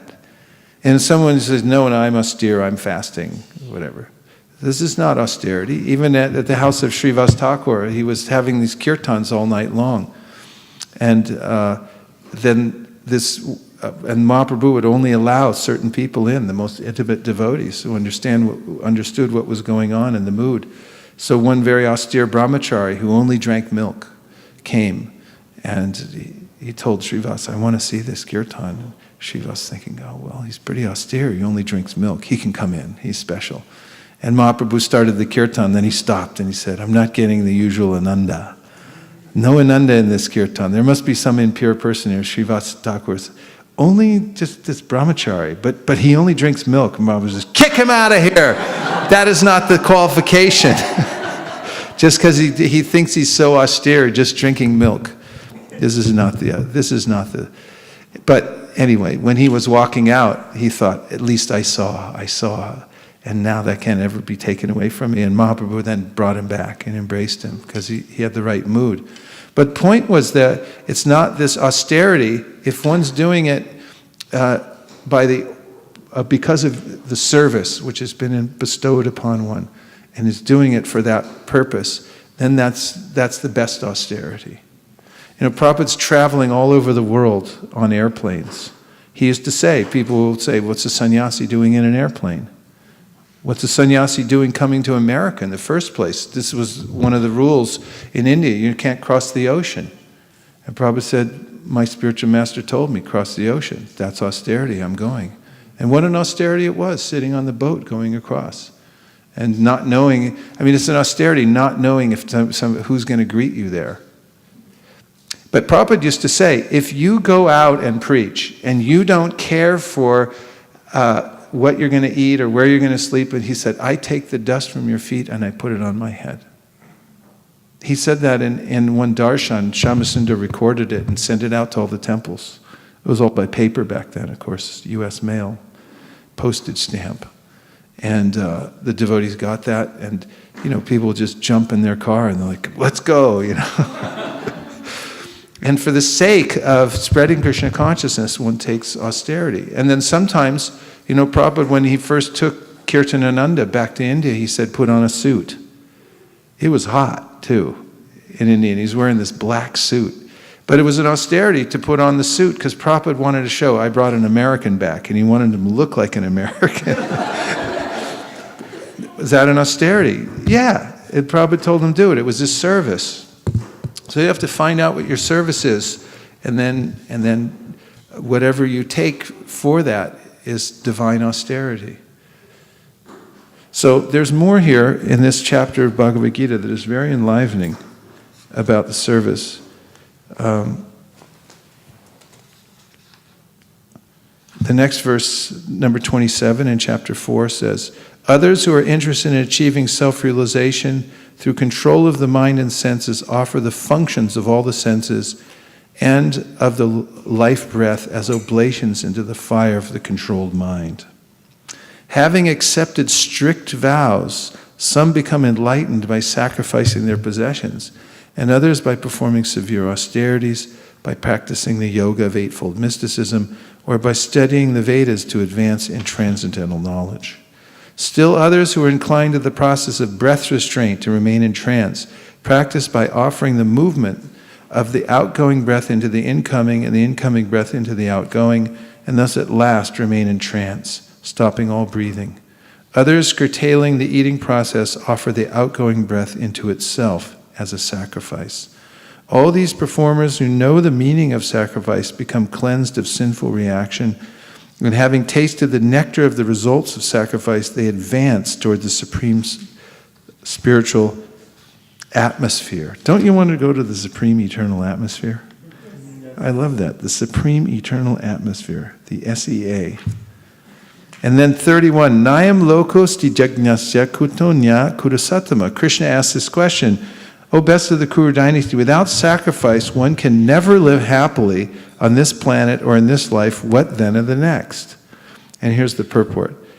Whatever form of material existence one is invariably ignorant of his real situation. In other words, existence in the material world is due to the multiple reactions of our sinful lives. Ignorance is the cause of sinful life, and sinful life is the cause of one's dragging on in material existence. The human form of life is the only loophole by which one may get out of this entanglement. The Vedas, therefore, give us a chance for escape by pointing out the paths of religion, economic comfort, regulated sense gratification, and at last, the means to get out of the miserable condition entirely. The path of religion, or the different kinds of sacrifice recommended above, automatically solves our economic problems. By performance of yajna, we can have enough food, enough milk, etc., even if there is so-called increase of population. When the body is fully supplied, naturally the next stage is to satisfy the senses. The Vedas prescribe, therefore, sacred marriage for regulated sense gratification. Thereby one is gradually elevated to the platform of release from material bondage. And the highest perfection of liberated life is to associate with the Supreme Lord. Perfection is achieved by performance of yajna, sacrifice, as described above. Now, if a person is not inclined to perform yajna according to the Vedas, how can he expect a happy life, even in this body, and what to speak of another body on another planet? There are different grades of material comforts in different heavenly planets, and in all cases there is immense happiness for persons engaged in different kinds of yajna. But the highest kind of happiness that a man can achieve is to be promoted to the spiritual planets by practice of Krishna consciousness. A life of Krishna consciousness is therefore the solution to all the problems of material existence. Number 32, all these different types of sacrifice are approved by the Vedas, and all of them are born of different types of work. Knowing them as such, you will become liberated. And now, this tapasya that Shraddha Devi Dasi brought up from the Brahma Samhita, we find text number 24 in the Brahma Samhita, Uvacha paratas tasmai tasya divya saraswati kama krishnaya govinda he gopi janitapi valabhaya priyavanera mantram te dasyati priyam. Then the goddess of learning, Saraswati, the divine consort of the Supreme Lord, said thus to Brahma, who saw nothing but gloom in all directions, O Brahma, this mantra, namely Kling Krishnaya Govindaya Gopijana Balabhaya Swaha, will assuredly fulfill your heart's desire. And the purport, the mantra consisting of the 18 divine letters prefixed by the Kama Bij is alone super excellent. It has a twofold aspect. One aspect is that it tends to make the pure soul run after all attractive Sri Krishna, the Lord of Gokula and the divine milkmaids. This is the acme of the spiritual tendency of jivas. When the devotee is free from all sorts of mundane desires and willing to serve the Lord, he attains the fruition of his heart's desire, namely the love of Krishna. But in the case of the devotee who is not of unmixed aptitude, this super excellent mantra fulfills his heart's desire also. The transcendental Kama Bij is inherent in the divine Logos located in Goloka. And the Kama Bij, pervertedly reflected in the worldly affairs, satisfies all sorts of desires for this mundane world. Text 25 says, Tapas tvam tapa etena. Tava siddhir vavishyati. O Brahma, do thou practice spiritual association by means of this mantra, then all your desires will be fulfilled. And its purport is clear. So, this tapasya, mentioned in the Brihat Bhagavatamrita, of taking the mantra as one's life and soul. Everything comes from that. Tava siddhir bhavishyati. All perfection comes. You take this tapasya. And in the Bhagavad Gita, Krishna says, of all sacrifices, I am the chanting of the holy names, japa. And Krishna says, I am always situated in acts of sacrifice. If you want to find where I am, that's where you look. Find the yajna and get into the yajna. Enter deeply in the yajna, and that's where you'll find Krishna. That's Krishna's name, yajna. And Bhagavad Gita says that the material universe was set up simultaneously along with sacrifice. And by that sacrifice, one will come to live perfectly happily in this life, and then we'll go back home, back to God in the next life. So this is the perfection of life, is to perform sacrifice. And the best of all sacrifices in the Kali Yuga is chanting the name of Krishna. So one can use the vocal cords and the muscles in one's mouth and tongue, which is supposedly the strongest of the muscles in the whole body relative to its size, that one can chant Hare Krishna, Krishna Krishna, Hare Hare, Hare Rama, Rama Rama, Hare Hare. And this is the best sacrifice of all. And do you sacrifice some of your time, some of the other places your mind had decided it wanted to go, and just do that? And then also congregationally chant, and also spread the Yuga Dharma by teaching it to other people. Yes, Malini.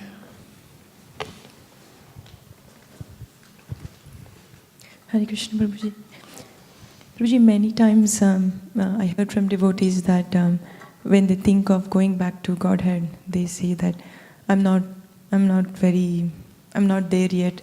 So I don't think it might take me millions of lifetimes to go back to Godhead.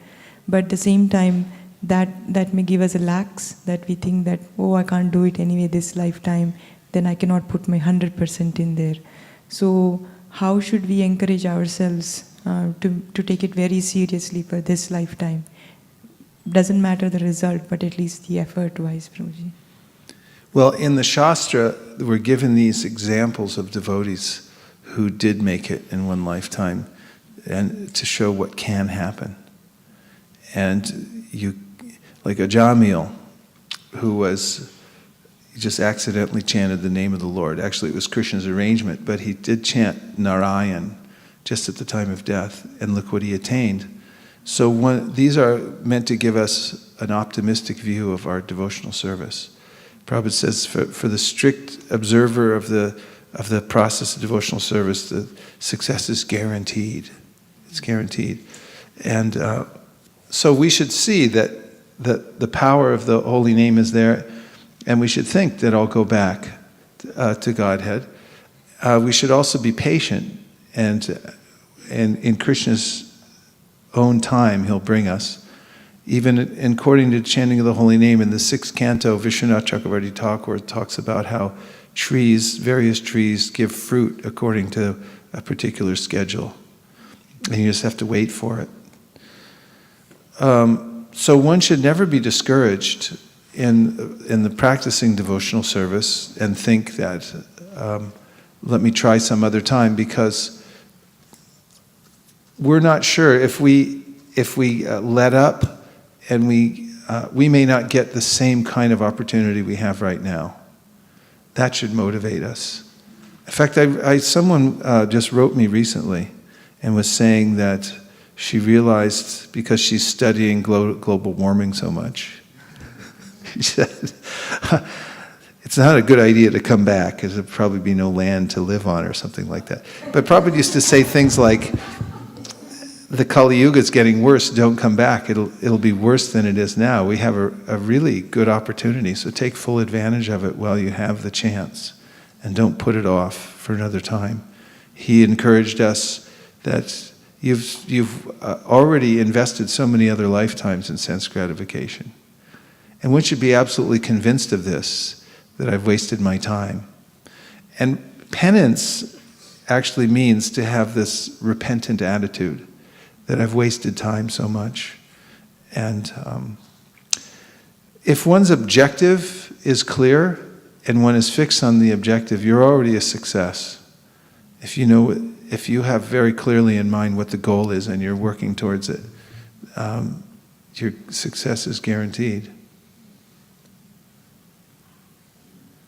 But Maya is very tricky, so we should be careful too, because she can whisper, things in our ear, and then, we can compromise and think that I'll do it later or something like that. But Krishna is very kind also. For one who's surrendered and then again tries to go into sense gratification, there's a special austerity that comes that reminds one, I was better off choosing my austerity than having it imposed upon me. One becomes more acutely aware of the various choices one has to voluntarily surrender to Krishna and take the austerity, or be randomly burned, or systematically, I should say, burned by the material nature.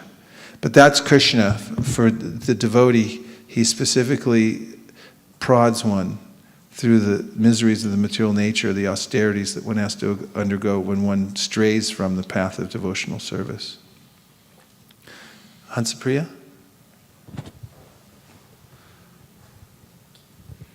I like the point that Maharaj made yesterday at the Google, the swimming upstream, or you will just go down with the river and just going to get carried away. Yeah, and it was very technical too. He talked about the mode of goodness, passion, and ignorance. How to move in the world, you need a little bit of passion, but mixed in with the goodness. But if you don't continually cultivate, and Srivas Pandit asked the question at the end, how do you stay in that higher state? And he said, by association and by study of scripture, did he say? Chanting? By chanting, and also by association, one keeps that. But otherwise, that degrades, everything will degrade into the mode of ignorance, and then you're completely lost. And Prahlad Maharaj, in his prayers, is aware of this. He's saying, I'm afraid of slipping down into this degraded condition. And also, one doesn't sometimes even know about it as one's gliding down. That's why it's important to have good association. But one should have some fear of being degraded.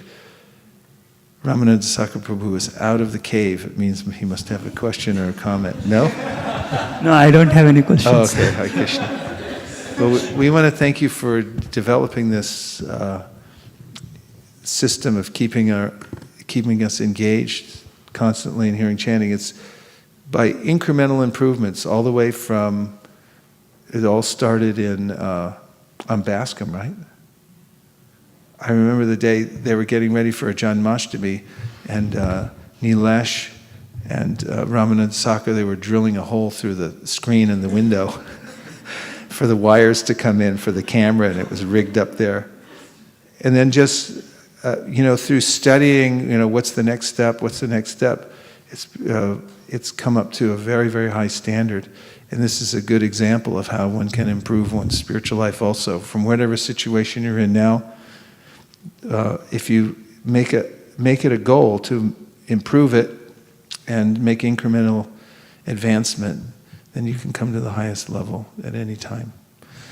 So think about this, the wealth of in penance, austerity. Part of it is really regretting that I've wasted so much time in the material world. There's a fire in that regret that can inspire one to not waste any time. And also embrace austerity as much as possible. those austerities which are in relationship with increasing your service in Krishna consciousness. And try to firewall off the places where Maya can most likely come in, or she's already coming in. By increments, block her out and bring in the spiritual sound vibration and service.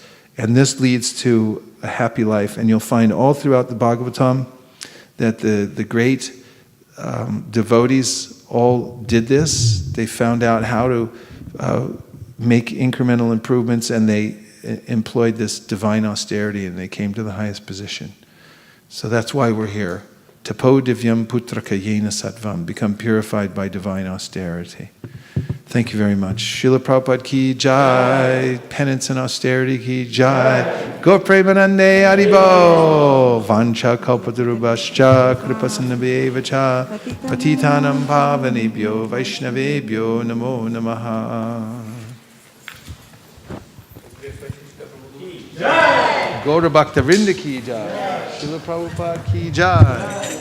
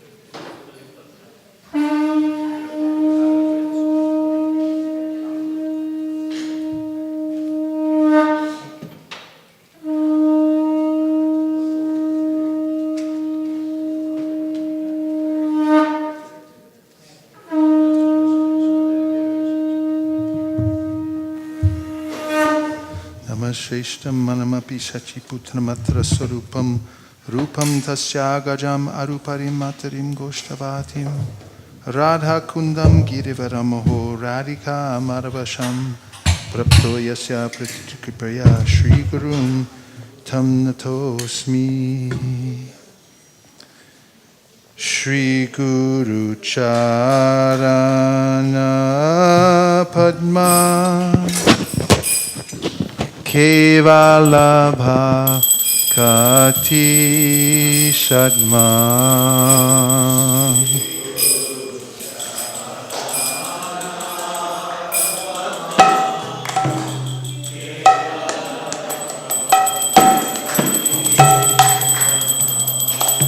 Bando mui savadana mate.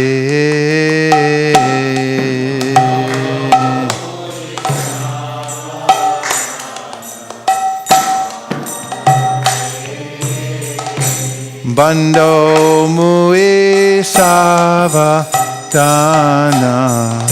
mate.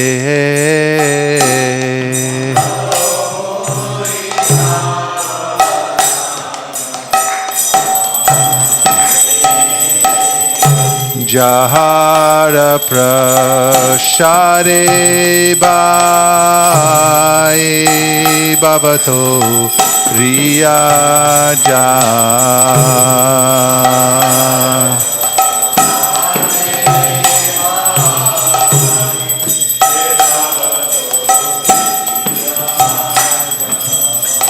Krishna prapti hoy jaha hoite.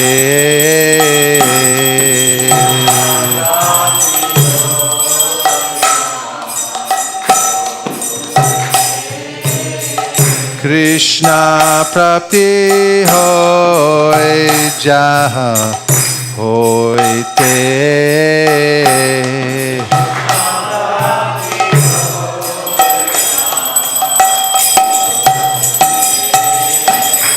Guru mukha padma bhakya shite te koriya aikya.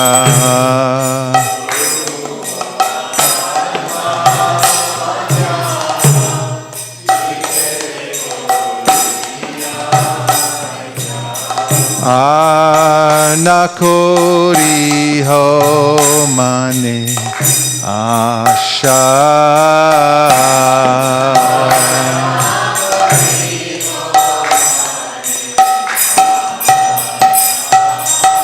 Shri Guru cha Rani rati eshayu tamagati.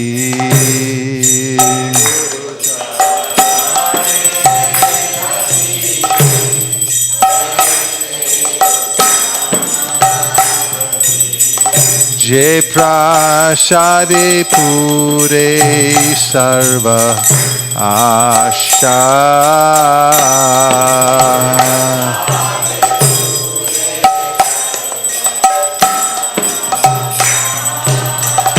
Je prashade pure sarva asha.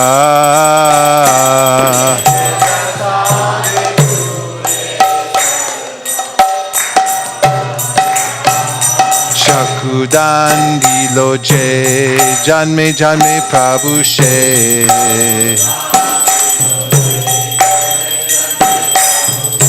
Divya gyan hriday prakashita.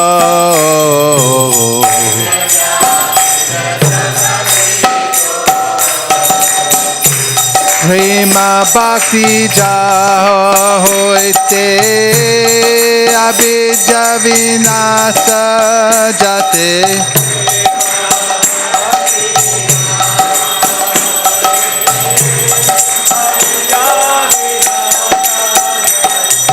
Tere gay jahara charito.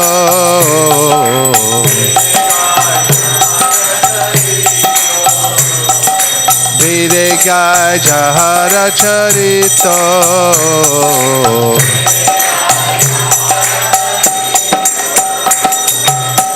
Shri Guru Karuna Sindhu Adama Janara Bandhu.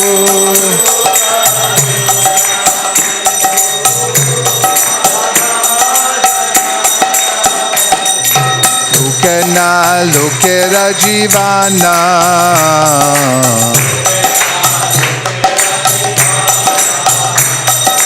Lokana lokera jivana.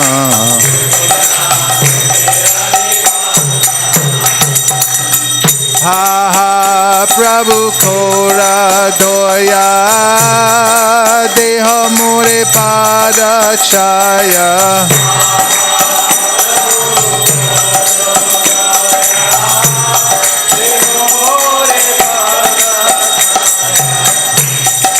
Ebeja Shri Shikti Bhuvana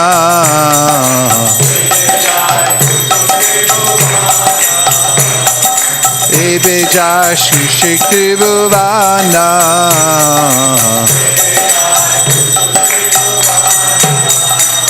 Jaya Prabhupada, Prabhupada, Prabhupada, Jaya Prabhupada.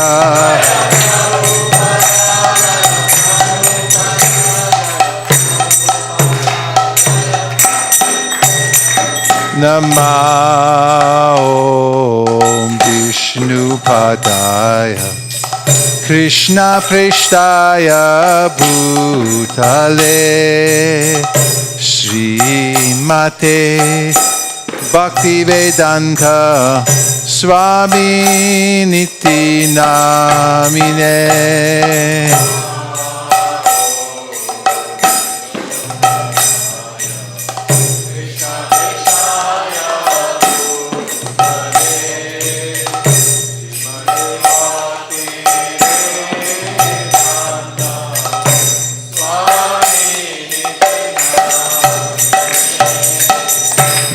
Namaste Saraswate Deve Gauravani Pracharine Nivishesha Shunyavadi Paschatyarishatarine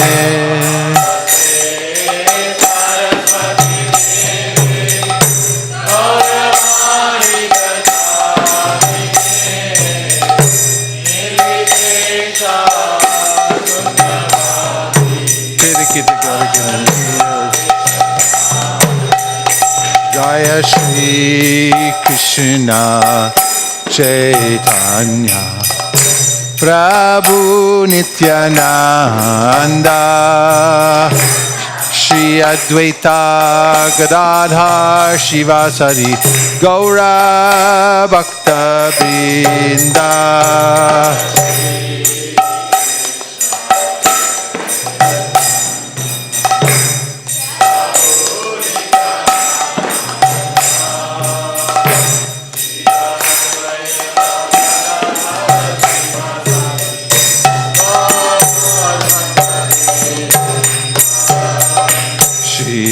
Krishna Chaitanya Prabhu Nityananda Shri Advaita Gadadhar Shivasari Gaura Bhakta Vrinda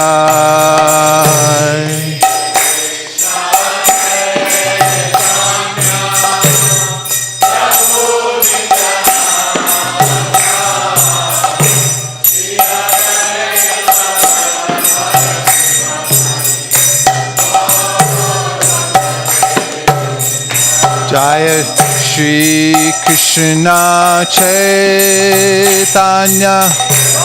Prabhu Nityananda Shri Advaita Gadadhar Shivasari Gaura Bhakta Vrinda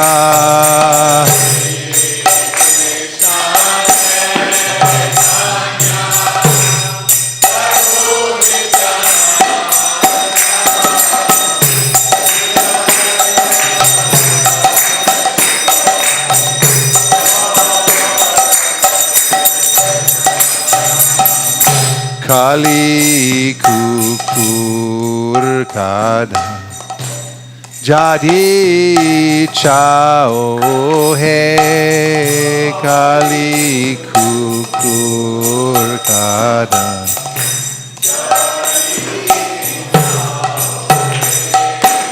Kali Juga Pavana Kali Nashana Shri Sachinandana Jao He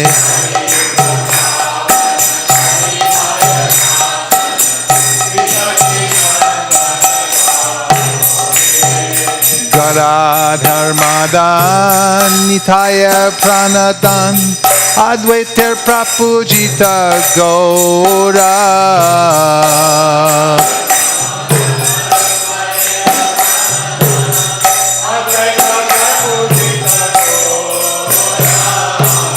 Nimani Vishwambar Srinivasishwar Bhakta Samuha Chitta Chora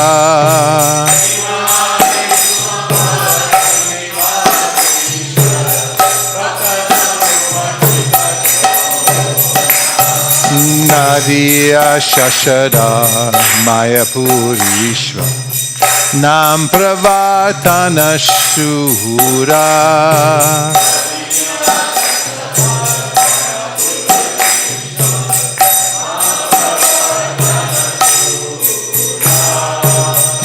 Jana Shikshaka Nyasikula Nayaka Madhava Radha Bhava Pura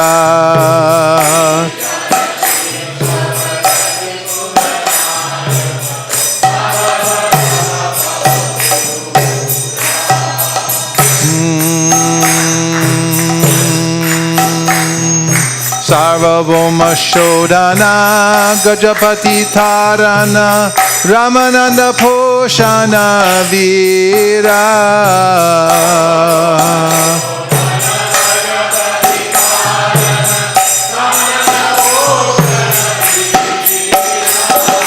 Rupananda Vardhana Sanatana Palana Haridas Modana Dhira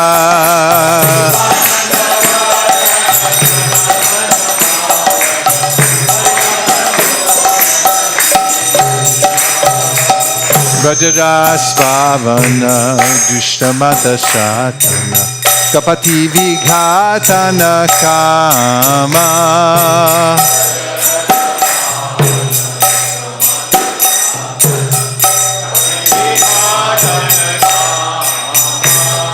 Shuddha Bhakta Palana Shuksha Jnana Tarana Chala Bhakti Dushana Rama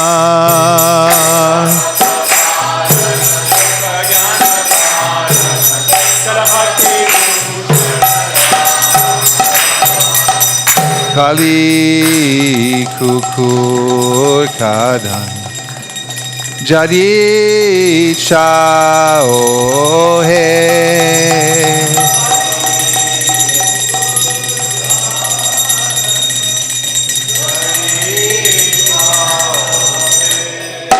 Kali Juga Pavana Kori Nashana Shri Sachinandana Gao He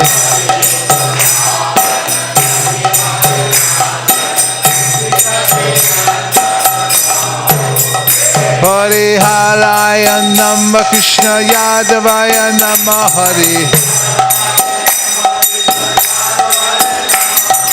Yadavaya Madhavaya Keshavaya Namaha Gopal Govinda Ram Sri Madhusudan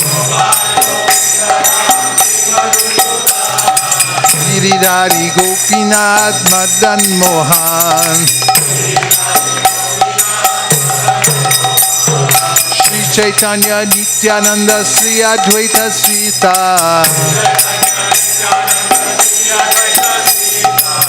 Hari Guru Vaishnava Bhagavata Gita Sri Rup Sri Sanatan Bhatta Raguna Sri Jiva Gopal Bhatta Das Raguna Echai Gosai Kori Charanam Vandan Jaha Hoiti Vignanash Vishta Puran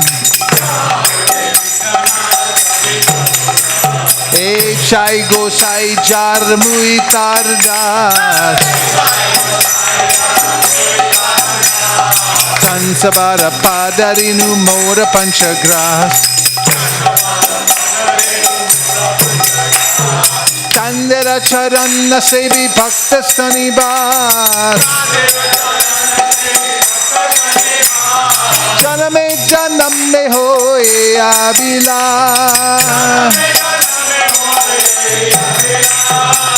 Chai gosai jabe braje koilaba Radha Krishna Nitya Leela Koila Prakash Shri Shri Radha Krishna Nitya Leela Koila Prakash Bolo Anande Bolo Hari Bhaja Vrindavan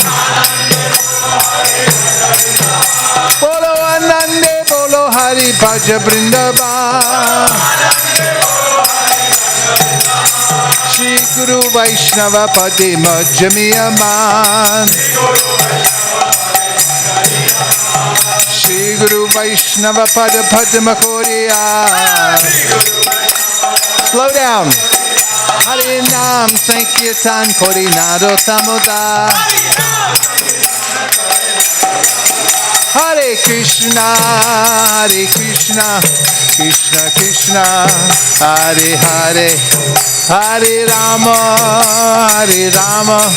Rama Rama Hare Hare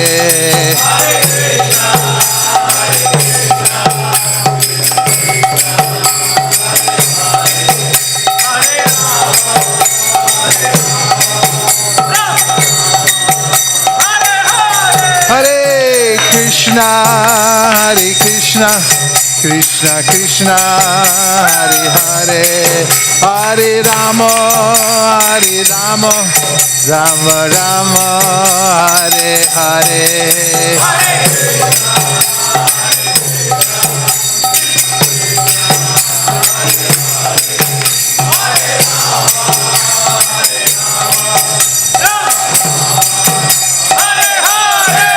Hare Krishna Krishna Krishna Hare Hare Hare Rama Rama Rama Hare Hare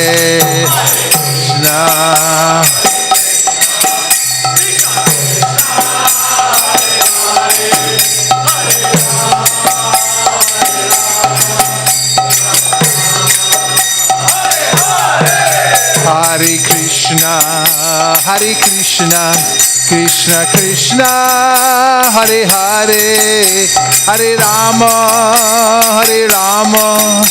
Rama Rama Hare Hare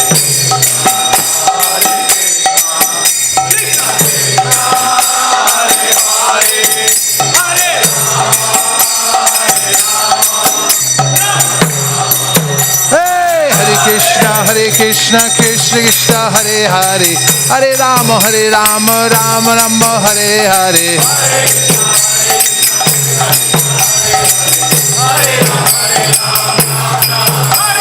Hare Krishna Krishna Krishna Hare Hare Hare Rama Rama Rama Hare Hare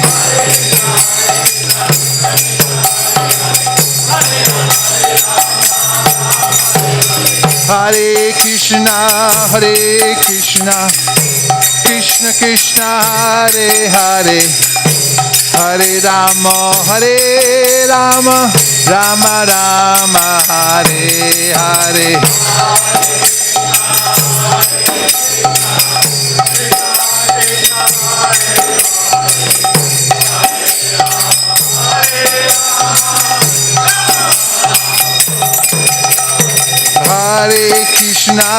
Hare Krishna Krishna Krishna Hare Hare Hare Rama Rama Rama Hare Hare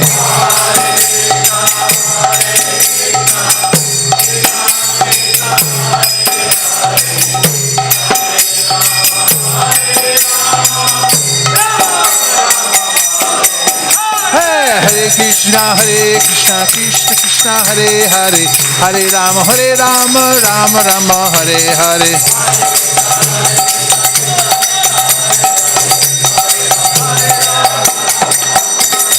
Hare Krishna Krishna Krishna Krishna Hare Hare, Hare Rama Rama Rama Hare Hare. Go, go! Bhajare, hey, Bhaja Govinda Gopala Hare.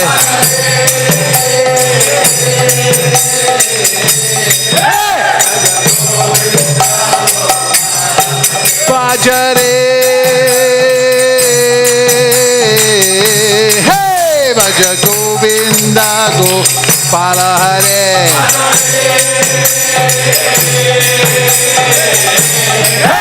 Bhaja Govinda, Radhe Govinda, Radhe Govinda, Radhe Gopala, oh, Radhe Gopala, Bhajare, hey, Bhaja Govinda Gopala Hare.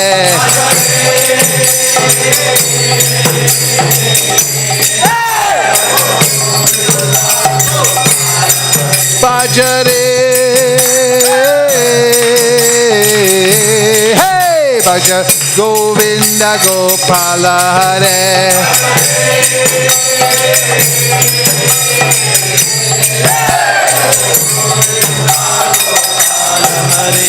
Radhe Govinda, Radhe Gopala,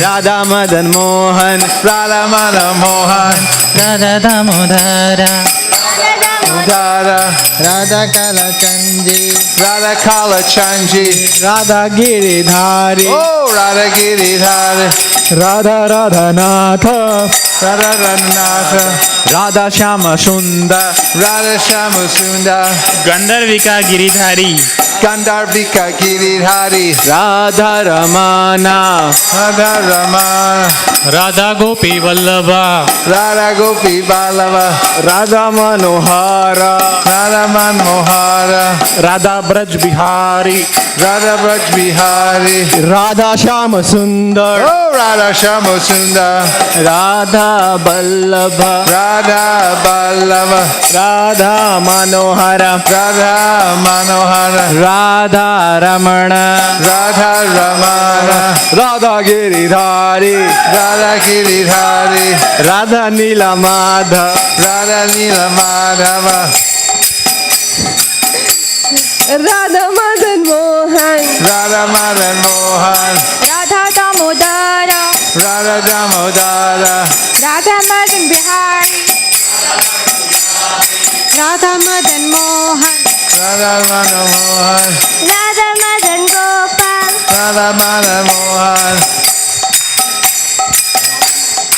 Radha Kunja Bihari, Radha Kunja Bihari.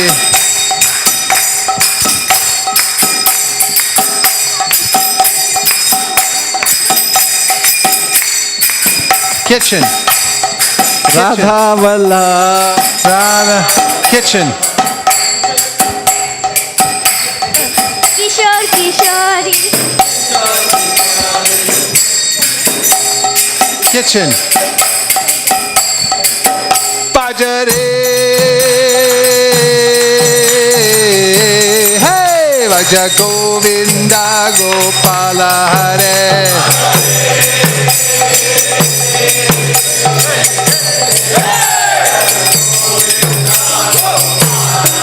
Bhajare,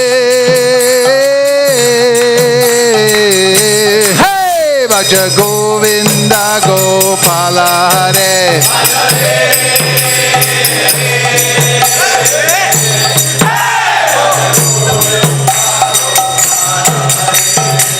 ऐसे श्री भगवान को मेरे बारंबार प्रणाम है।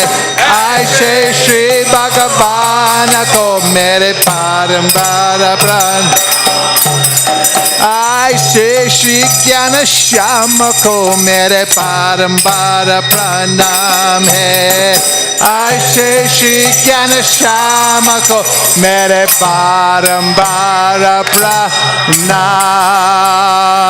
है। गो प्रेमानंदे निताई गौरा हरि बोल हरि बोल हरि बोल निताई गौरा हरि बोल।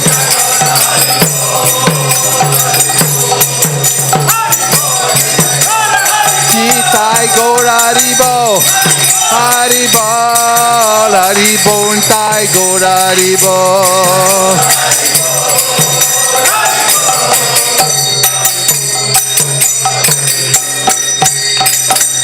Jayam Vishwapad Paramahamsa Privraj Kacharya Stotar Shishimad Bhai Charanara Vinda Bhakti Vedanta Sai Maharaj Srila Prabhupada Ki Jayam Vishwapad Paramahamsa Privraj Kacharya Stotar Shishimad Srila Bhakti Siddhanta Saraswati Goswami Maharaj Ki Ananta Goti Vaishnavini Ki Namacharya Srila Haridas Thakur Ki Prem Gaho Shri Krishna Chaitanya Prabhu Nityananda Sri Advaita Gadadhar Shivasari Gaur Bhaktavini Ki Shri Shri Radha Krishna Gokopina Shamkund Radhakund Giri Govardhan Ki Shri Vrindavan Dham Ki Shri Mayapur Navaditam Ki Tulsi Devi Bhakti Devi Ki Jamuna Devi Ganga Devi Ki Sambhaveta Bhakta Vrinda Ki.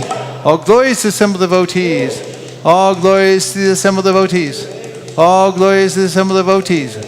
Go Premanande.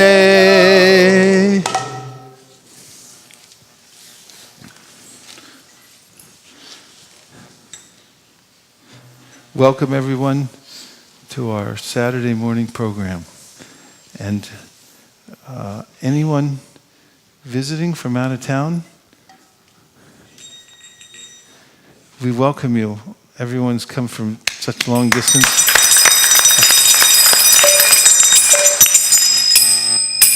Some came down from Sacramento too, right?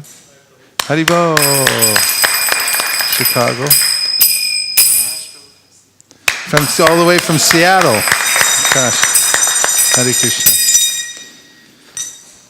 So, today, Malini just came in, so this is looking like we'll have some engagement in Sankirtan today. Hare Krishna Prabhuji.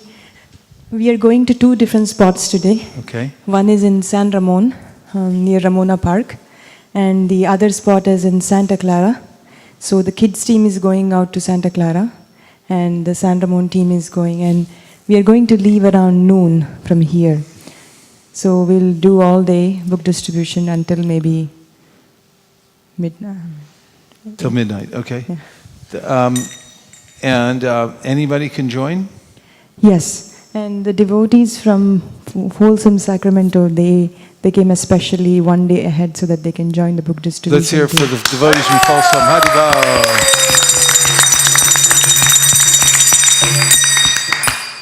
And so, as I understand it, we're inching along towards our goal, was to have distributed 135 sets of books. Yes, yes. And we're Prabhuji. inching towards that goal, right? Yes, Prabhuji. So if we have a couple more really big weekends, there's a possibility we could make this new unprecedented mark. Is that true? Yes, Prabhuji. Yes, by the mercy of Bhaktivinoda Thakur. Okay. So the Sankirtan will be leaving here around noon, so everyone can take prasad and go out and experience this magic of going door to door and meeting people, introducing them to the full sets of Prabhupada's books, or whatever they like, or just making friends with people, giving them prasad. It's very nice. And it's very nice engagement, and is the best kind of austerity to perform.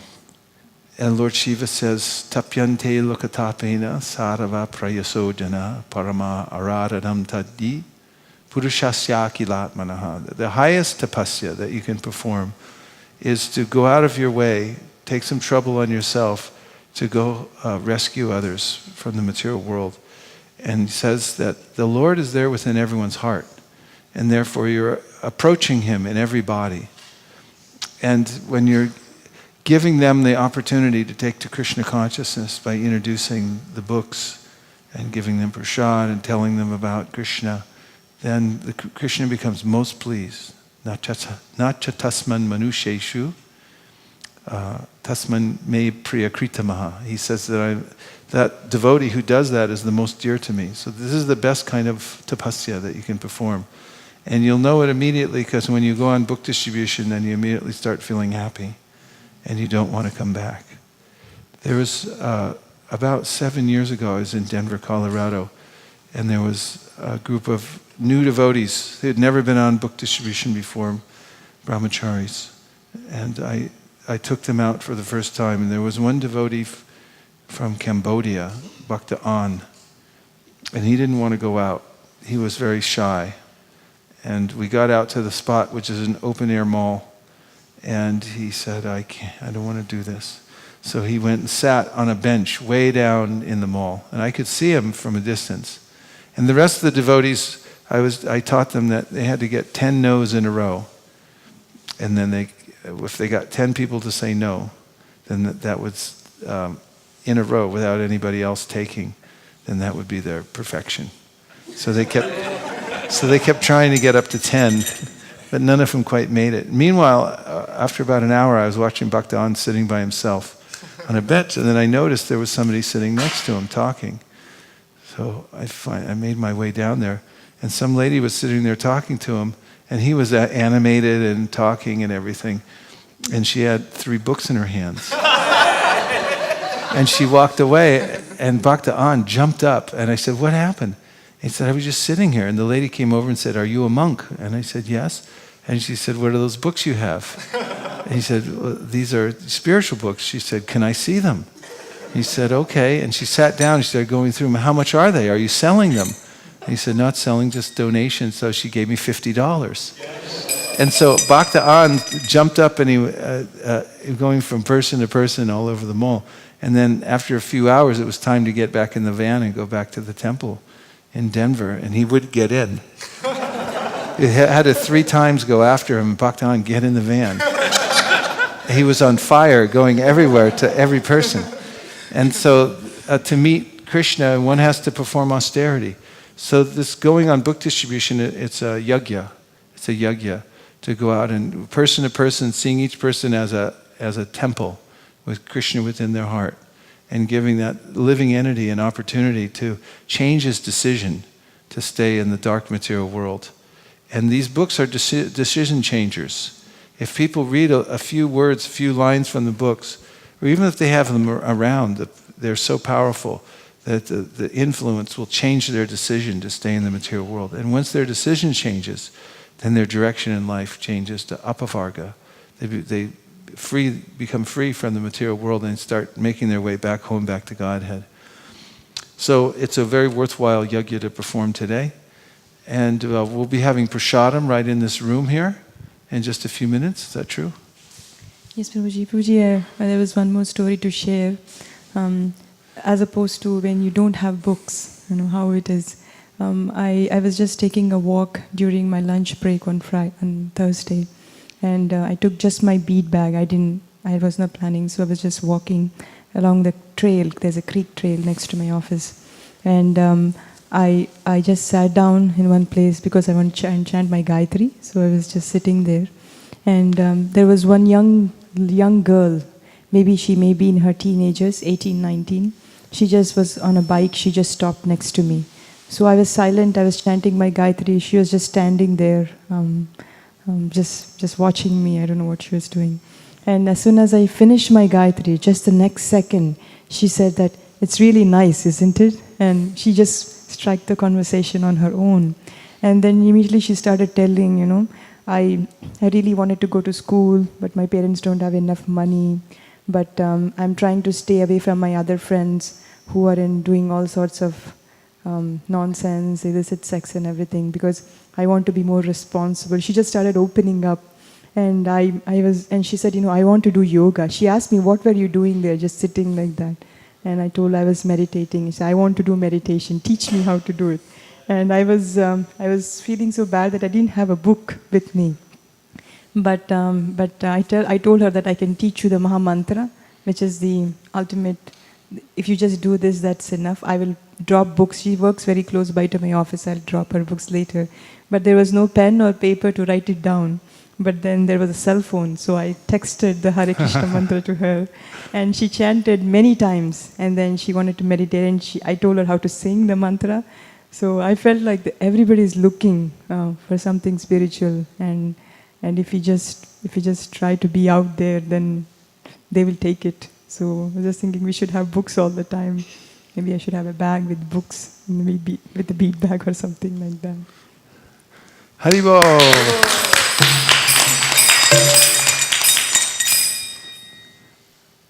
And is it time for prasadam? And Avantika will announce the cooks. So the main cooks were Hiro Mataji, Pratibha Mataji, and Shamalangi Mataji, and the Rajbhog was cooked by Hansa Priya Mataji.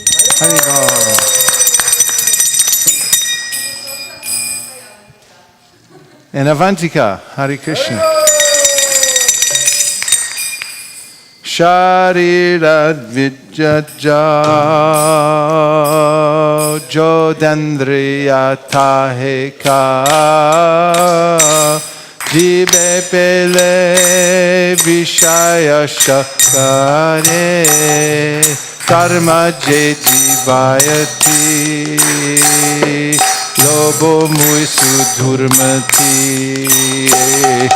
Saki Jeta Katita Samsare Krishna Bora Doya Moy Koribare Jiva Jai Shah Prasad Annadilo Bai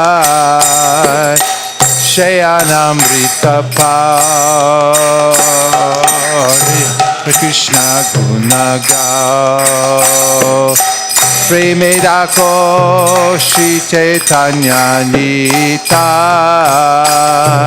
Premedako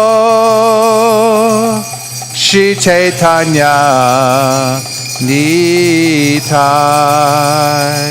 Mavrasare Govinde Nama Brahmani Vaishnave Sapa Punyavatam Rajan Vishwaso Navijaya Prasade Sarvadukhanam Hani Rasyo Upajayate Prasana Chetaso Yashu Puripayavatishtete Bhagavat Shri Mahaprasada Ki Jai Go Premanande Nitai Gaura Hari Bol Hari Bol Hari Bol Nitai Gaura Hari Bol.